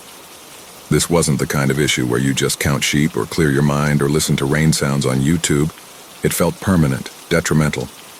But I had no plausible excuses, no rational explanations. So I nodded my head and followed her upstairs. For about an hour or so, I lied in bed beside my wife, listening to her snore, feeling the gentle, rhythmic motion of her chest raising and lowering with every breath. Occasionally, the heat kicked on to help dispense the silence. But still, I could hear it. I could hear the quiet, the soft buzz of nothing in my ears. That flurry of emptiness like a light snowfall in the dark of night. Sighing, I climbed out of bed and stepped into the hall. To resist the urge to look at the wall was perhaps the hardest thing in my entire life. I was a child trying not to admit their mistake, hoping that if maybe I ignored it long enough, it would suddenly disappear. I walked into the bathroom and closed the door behind me. I used the toilet, washed my hands thoroughly, but it still felt like there was some residue on them. So I washed them again, applying an extra lather of soap. Then I just stared at myself in the mirror. I was almost afraid to go back out into the hall because I knew that if I glimpsed the wall, I wouldn't be able to walk away again. Wouldn't be able to ignore it.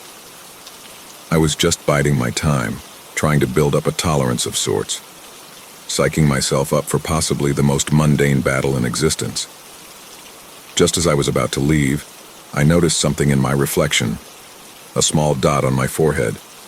At first I thought it was a mosquito bite or a spider bite, but as leaned in closer to inspect, I recognized it as a pimple. Hadn't seen many of those since my college days. Let me tell you, it was not a sight I missed. I positioned my index fingers, one on either side, and pushed them together. A small spot of white pus came slithering out, and I wiped it onto a piece of tissue paper, tossing it into the bin. But for some reason, I wasn't convinced I'd gotten it all. Pimples always had a way of producing more fluid. So I repeated the process, putting a finger on opposite sides and squeezing. More use came, followed by a yellowish transparent fluid. I applied more pressure until it hurt. This time a small dot of blood came out instead. Finally, I thought with a hint of relief. I turned on the tap, wetted my fingers, and wiped the blood away. Then I opened the medicine cabinet and grabbed a small bandage. Peeling away the disposable paper, I glanced into the mirror again. Instantly, my eyes went to that small bump on my forehead, flushed red with blood beneath the skin, somehow bugger than before, swollen by my interference. Ugly little thing, just ignore it, I told myself. But it was there. That gnawing at the back of my mind, unfinished business, an itch needing to be scratched. My mother used to tell me never to pop my pimples or pick at my scars. She would have been disappointed then because that's exactly what I did. I started picking at it with my fingernails, digging a small gouge in my forehead, but it wasn't enough. My tools were insufficient. I grabbed a tweezers from the cabinet and pushed the metal tips beneath the skin, scraping away the stringy bits underneath. The remnants of pus and hair and oil and blood and all that built-up grime. When my patience had run thin, I snuck downstairs into the garage for a piece of sandpaper. I rubbed the skin raw, ignored the pain that ensued. Because more than that stinging sensation was an overwhelming dissatisfaction, a possessive feeling that slowly consumed me whole. But even it was paltry in comparison to the itch at the back of my mind. In the end, when my piece of sandpaper was worn dull, I returned upstairs and grabbed the cheese grater from the kitchen. Then, I locked myself in the bathroom. The pimple had become a vulgar mess of blood and raw skin, a hole in my flesh about the diameter of a golf ball. Putting the cheese grater to my forehead, I took a deep breath and exhaled. The itch needed to be scratched, and while I was cognizant of my actions, of the irrationality behind them, I just couldn't stop myself. Couldn't help myself from continuing this little conquest.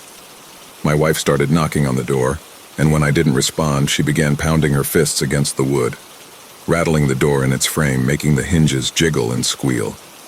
Sort of like those mice in my father's truck. She called my name over and over. I had no words, no answers, no explanations. There was just the sound of the cheese grater scraping against my skull, tearing away the skin in an attempt to enravoc what laid beneath. It's a dangerous thing, focusing on the imperfections in life. To think about an itch, once you start thinking about it, once you realize its presence, it just doesn't want to go away. And any mention of it has this neurological reaction that makes you have this incessant urge to scratch. But I intend to get rid of my itch, and I won't stop scratching until it's gone.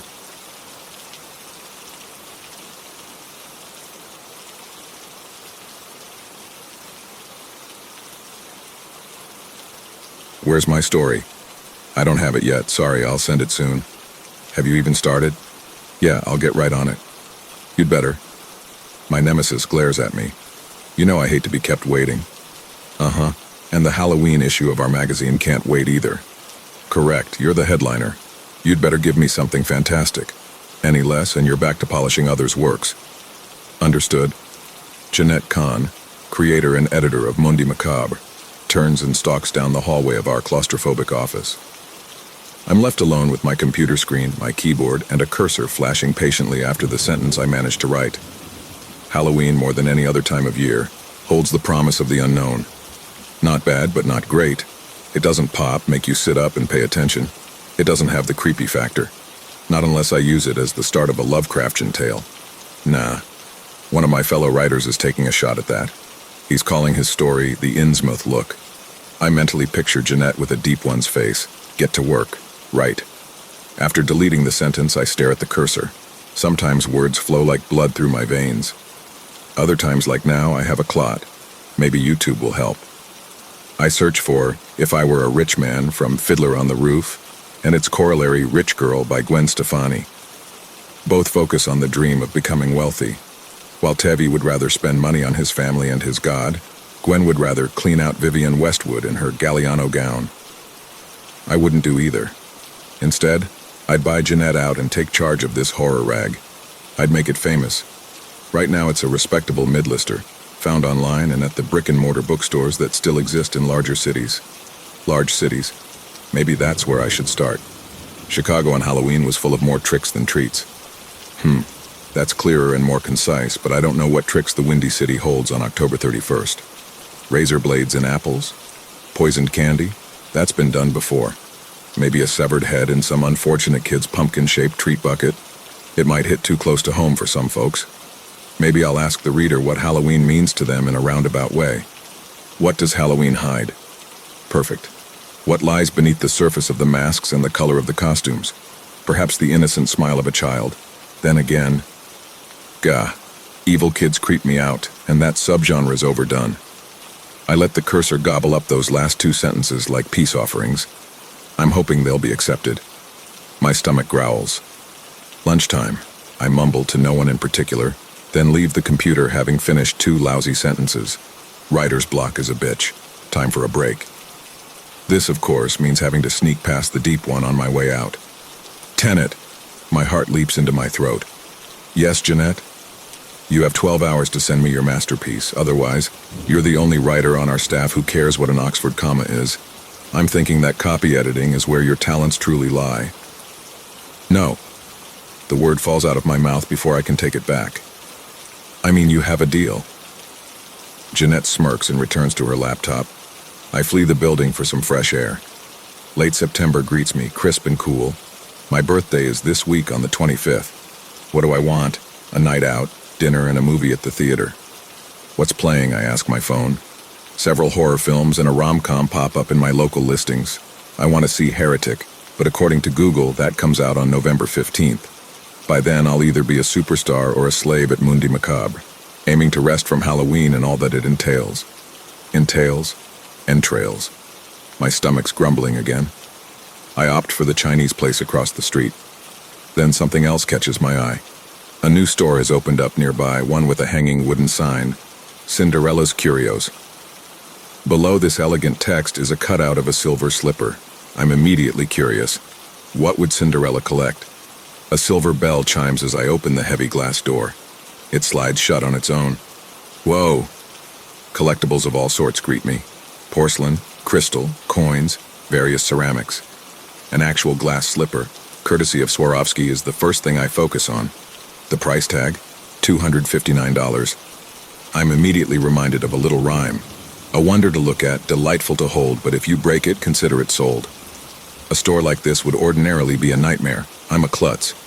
But I'm so transfixed I can barely move. Come on in, says a soft and tinkling voice. I won't charge you for an accident. Remarkable place you've got here. Isn't it?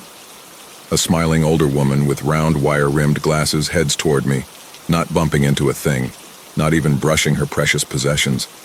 Right out of a fairy tale, it's been a dream come true to open this shop. I grin. So you're Cinderella? She chuckles. I'm afraid I'm too old for that role. Call me the fairy godmother. Something gnaws at the back of my mind, but I shove it aside and chuckle back. Are you after something special? Not really. How about a treasure for your birthday? Even if yours has already passed, every day is a birthday of sorts. A chance to try once more, to reinvent oneself anew. Good point, mine is coming up soon. Splendid. I have an item in mind that I think you'll like. One thing, please don't let it be too expensive. Don't let it be too fragile. Don't worry. The woman turns to go. Feel free to sit down if you need to. I find a chair nearly concealed by shelves of porcelain dolls. I take her up on her offer. After a while, I start to think she's forgotten about me, and I should head for the Chinese restaurant after all. I'm due back at the office in a half hour, and I need to eat. I'm getting lightheaded. Here we are. She comes back carrying the most beautiful watch I've ever seen. The face is transparent, so I can see all the minute gears churning inside. The vinyl band is clear too. One thing is peculiar, though. It only has an hour hand. Lovely, isn't it? I'll even give you a discount. $100 too rich for my blood, and I don't know, it's not what I'm looking for. What are you looking for? What do you want more than anything right now? Lunch. Talent. Again, the word escapes me before I can stop it coming out of my mouth. I write for a horror magazine, and the Halloween issue's coming up. My boss is expecting a miracle in 12 hours. I don't have it in me. Don't you? The woman's eyes twinkle. You'd be surprised what you can get done in that amount of time if you're willing to apply yourself. I'm not talking about work ethic. I'm talking pure, unadulterated talent. The kind that leaves you speechless after reading certain passages, that makes you go wow and makes you wish you could write like that. Greatest of all time talent. Isn't that a tad too ambitious for what you're trying to accomplish? I don't care. No one ever said Shakespeare is the only G-O-A-T. Edgar Allan Poe is one too. In my humble opinion, so is Stephen King. I'd give anything to write something that sends shivers down our readers' spines and, more importantly, makes them gape in wonder once it's done. You believe in that, don't you? Indeed I do. I reach my hand out to take the watch, but she gently withdraws it. Now then, we know what you want. What are you willing to trade for it? I don't have much dough. Besides, talent isn't something money can buy, I'll tell you what. Ordinarily I have scads of time, but now I'm on a deadline. If I could trade time for talent in a 12-hour stretch, I'd certainly do so.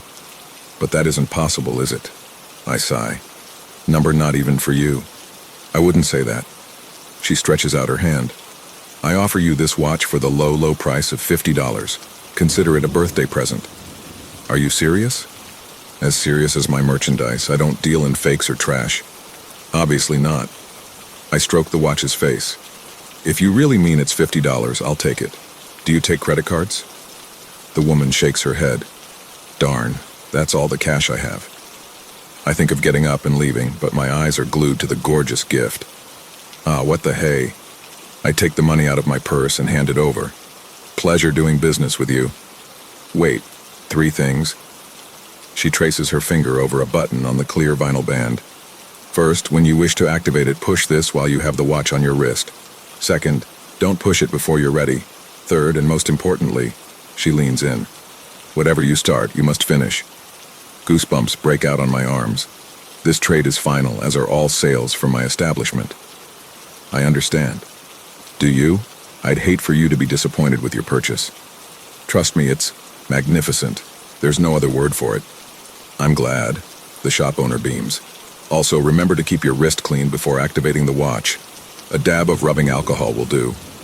Is that so my skin oils won't damage the metal? Number. It's for something far more important, another critical exchange. Before I can ask what it is, the silver bell rings again. Oh, I do apologize, but duty calls. Farewell, dear. Make wise use of your time. She turns away and walks toward the front door. I slip my new watch into my purse and follow her. She greets the next customer. I venture outside and across the street at last. At the Golden Dragon, I receive a fortune cookie with my meal. Great wealth lies within you. Huh. Maybe it refers to inner qualities like honesty and caring, but maybe it also refers to what I seek. I entertain this latter possibility with a secret smile. Once I finish lunch and leave the restaurant, I debate whether or not to go back to the office. I can write my story in a much less nerve-wracking environment than my cubicle. On the other hand, I don't want Jeanette to think I'm taking the rest of the day off. Her deadline looms, and it won't brook interruptions. I text her that I'll be working from home. My laptop awaits me there, along with its patiently blinking cursor. I take my new watch out of my purse. What had the owner of Cinderella's Curios said? To clean my wrist with rubbing alcohol before I put it on and push the button on the band. Strange directions, but I obey.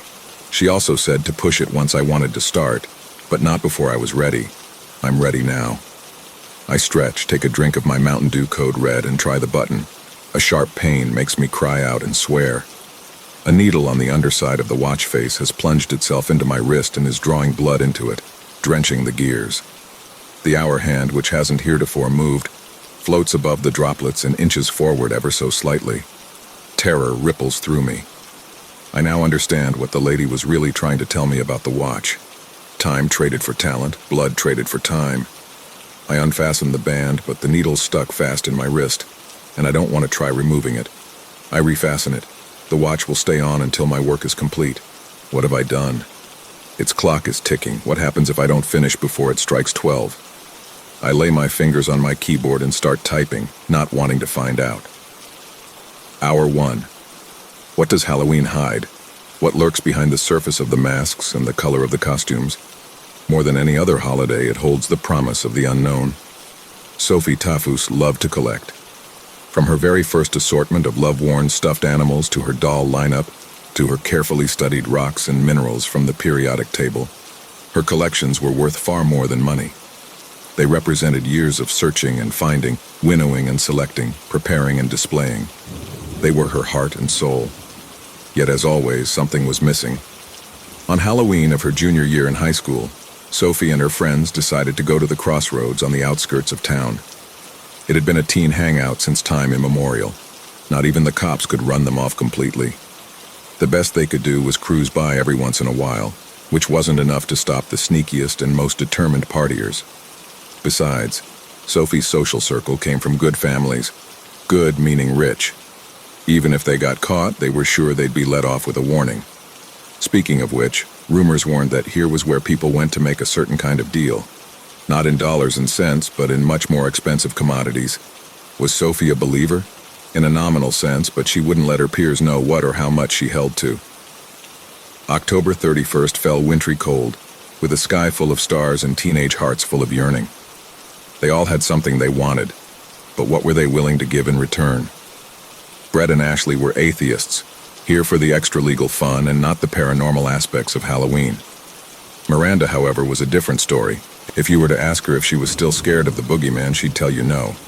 But she wouldn't reveal that she kept a close eye on her closet every night.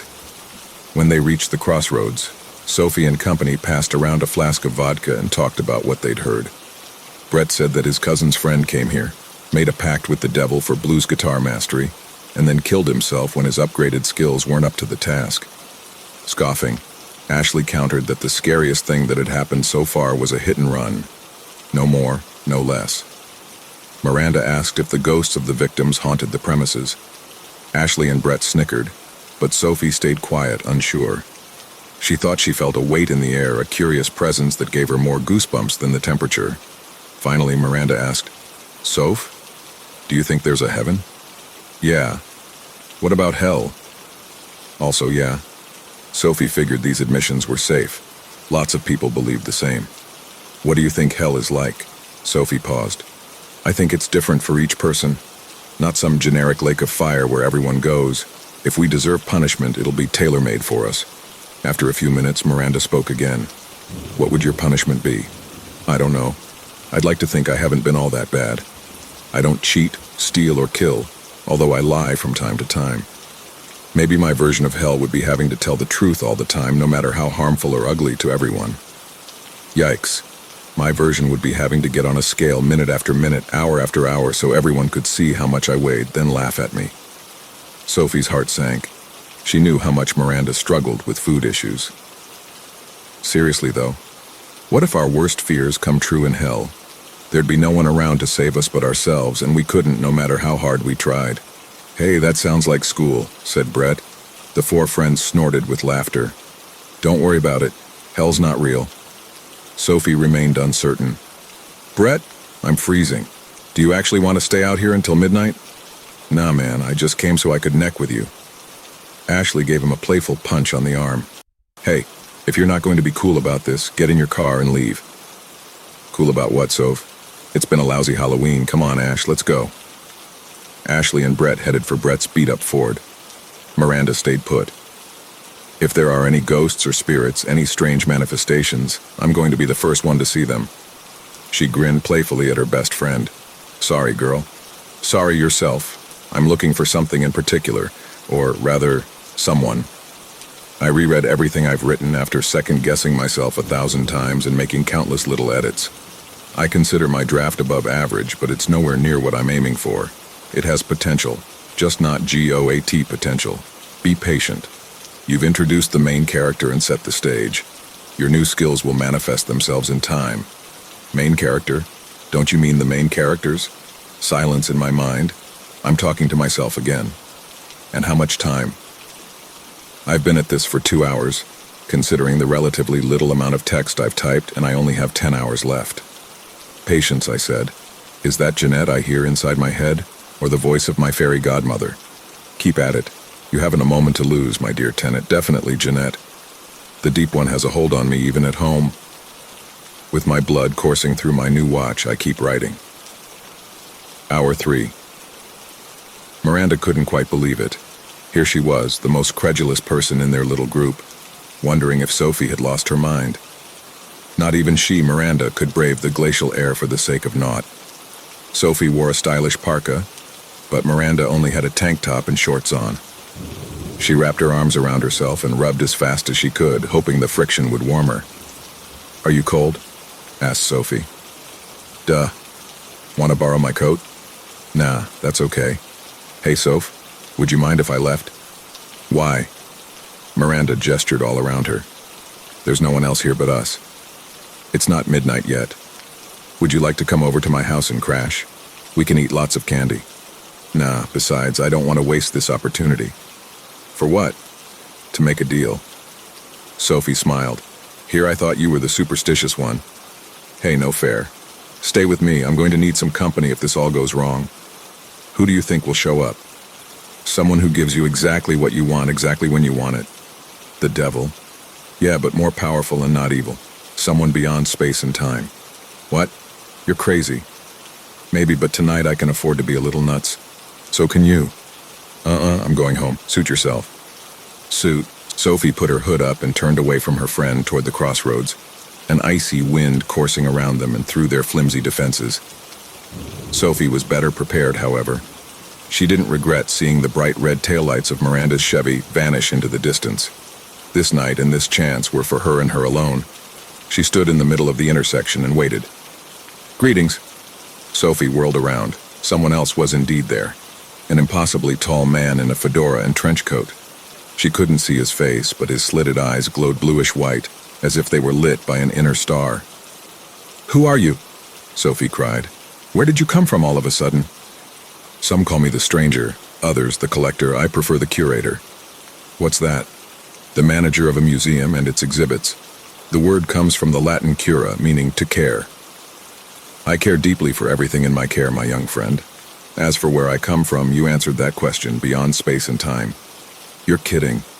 Sophie blinked. You're the one I want to see? Of course. Then let's make a deal. Unbeknownst to Sophie, the curator's formless mouth curved into a smirk. I don't think you comprehend what's involved. So tell me. First, I don't trade in souls, but in spirits. The difference is that your soul is the universal part of you that loves its creator, God, if you will, and seeks to unite with him, her, it. Your spirit is unique, the you that you identify with, yourself. I care for all of the individual selves that have dealt with me. What do you wish to bargain for? Money, love, the well-being of your friends and loved ones? All those things are great, but I can't explain what I'm really after. Do try. I'm a collector just like you. I love all the things I've bought and found over the years, but something's missing. I can never have enough. Every time I look at one of my collections, I'm proud, but I also wonder what else I can acquire. I don't want to be greedy, but how come I always want more? It's an obsession. In short, said the curator, you want to be me. Sophie pointed her index finger in the air. Yeah. Again, I don't think you comprehend what that involves. Again, tell me. I didn't finish the first time. Oh geez, sorry.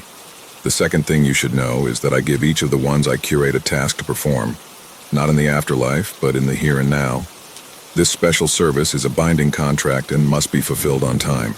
Otherwise, the deal's off, and I also extract a penalty. It could be monetary, it could be personal. I don't do this out of malice, but to teach that in all things there must be balance and justice. Fear not. I won't ask you to do something against your conscience. Then what do you want from me? I'd like to meet your friend Miranda. She's afraid of what she cannot see and even what she can, her own body. I want to show her she has nothing to fear. I can show her vistas and experiences far beyond this world, each with a lesson to put into practice on good old planet Earth. 1 month from now, I want you to bring her here to this crossroads. Introduce me, and your debt shall be paid. And what do I get out of it? I'll show you how to curate spirits, to influence others much more than you do now. Your social circle is wealthy, but it's not wide. You'll learn people's strengths, weaknesses, true motivations, and all the secrets they hide. Sophie gaped. I'm not sure I want that. It's hard to admit, but you do. You want to collect friends. After a moment, she sighed sadly. Yeah, you're right. Is that so bad?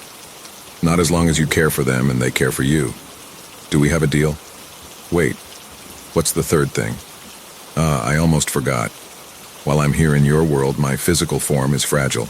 I require 3 drops of your blood to help retain it. Would you lend them to me? Ugh, I hate bleeding.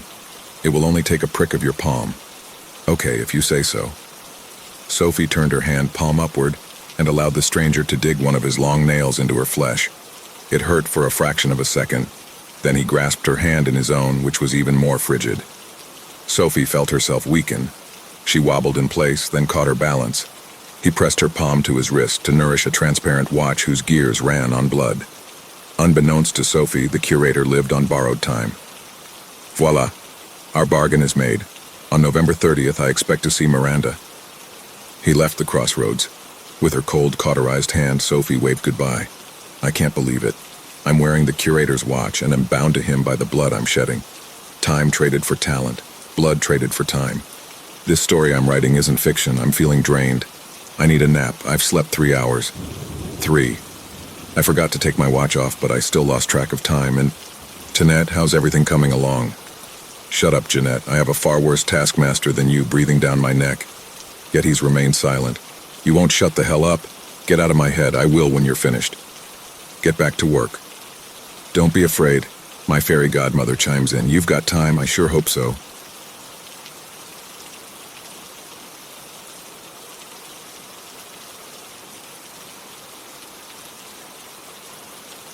I shine my torch on the aging sign outside of Miss Verschlechterung's property. It reads, "Wedding dress for sale, never used." I walk forward through the snow up her long garden. I've been called here about a fight between her and Mr. Offer. The steps of their house are wooden and creak with each step. Their door, too, is made of eroding wood. I do not knock. The door is ajar. It creaks as I push it open and shine my torch inside. The hallway is a mess of pots and pans, and broken plates laying in random positions in peculiar places. A picture of Miss Verch, aka Verschlechterung, and Mr. Ofer is cracked on a cabinet by the door. I step over the aftermath of something and make my way leftwards into the living room. I feel ill when I see the state of the room. All is well except 2 smashed urns laying on the floor. They've been knocked off a shelf. I crouch down and examine the pile. 2 craters are in the pile of ash. A trail of it runs elsewhere. I stand and follow the trail. It leads to a stairway downwards, but before the first step is a rug. It is roughened and misaligned, like someone has roughly dragged a heavy object across it. The ashes are not impacted by the rough rug. They must have happened afterwards. I follow the ashes into the dark abyss. They lead me to another wooden door far below all else. I push at the door. It is locked, but I hear a rattle with each push. I take a deep breath and begin to kick down the door. After 4 kicks, it gives way and I am permitted entry. I shine the torch on what was blocking the door, the chained-up body of Mr. Ofri. The ash trail ends at his face and his mouth.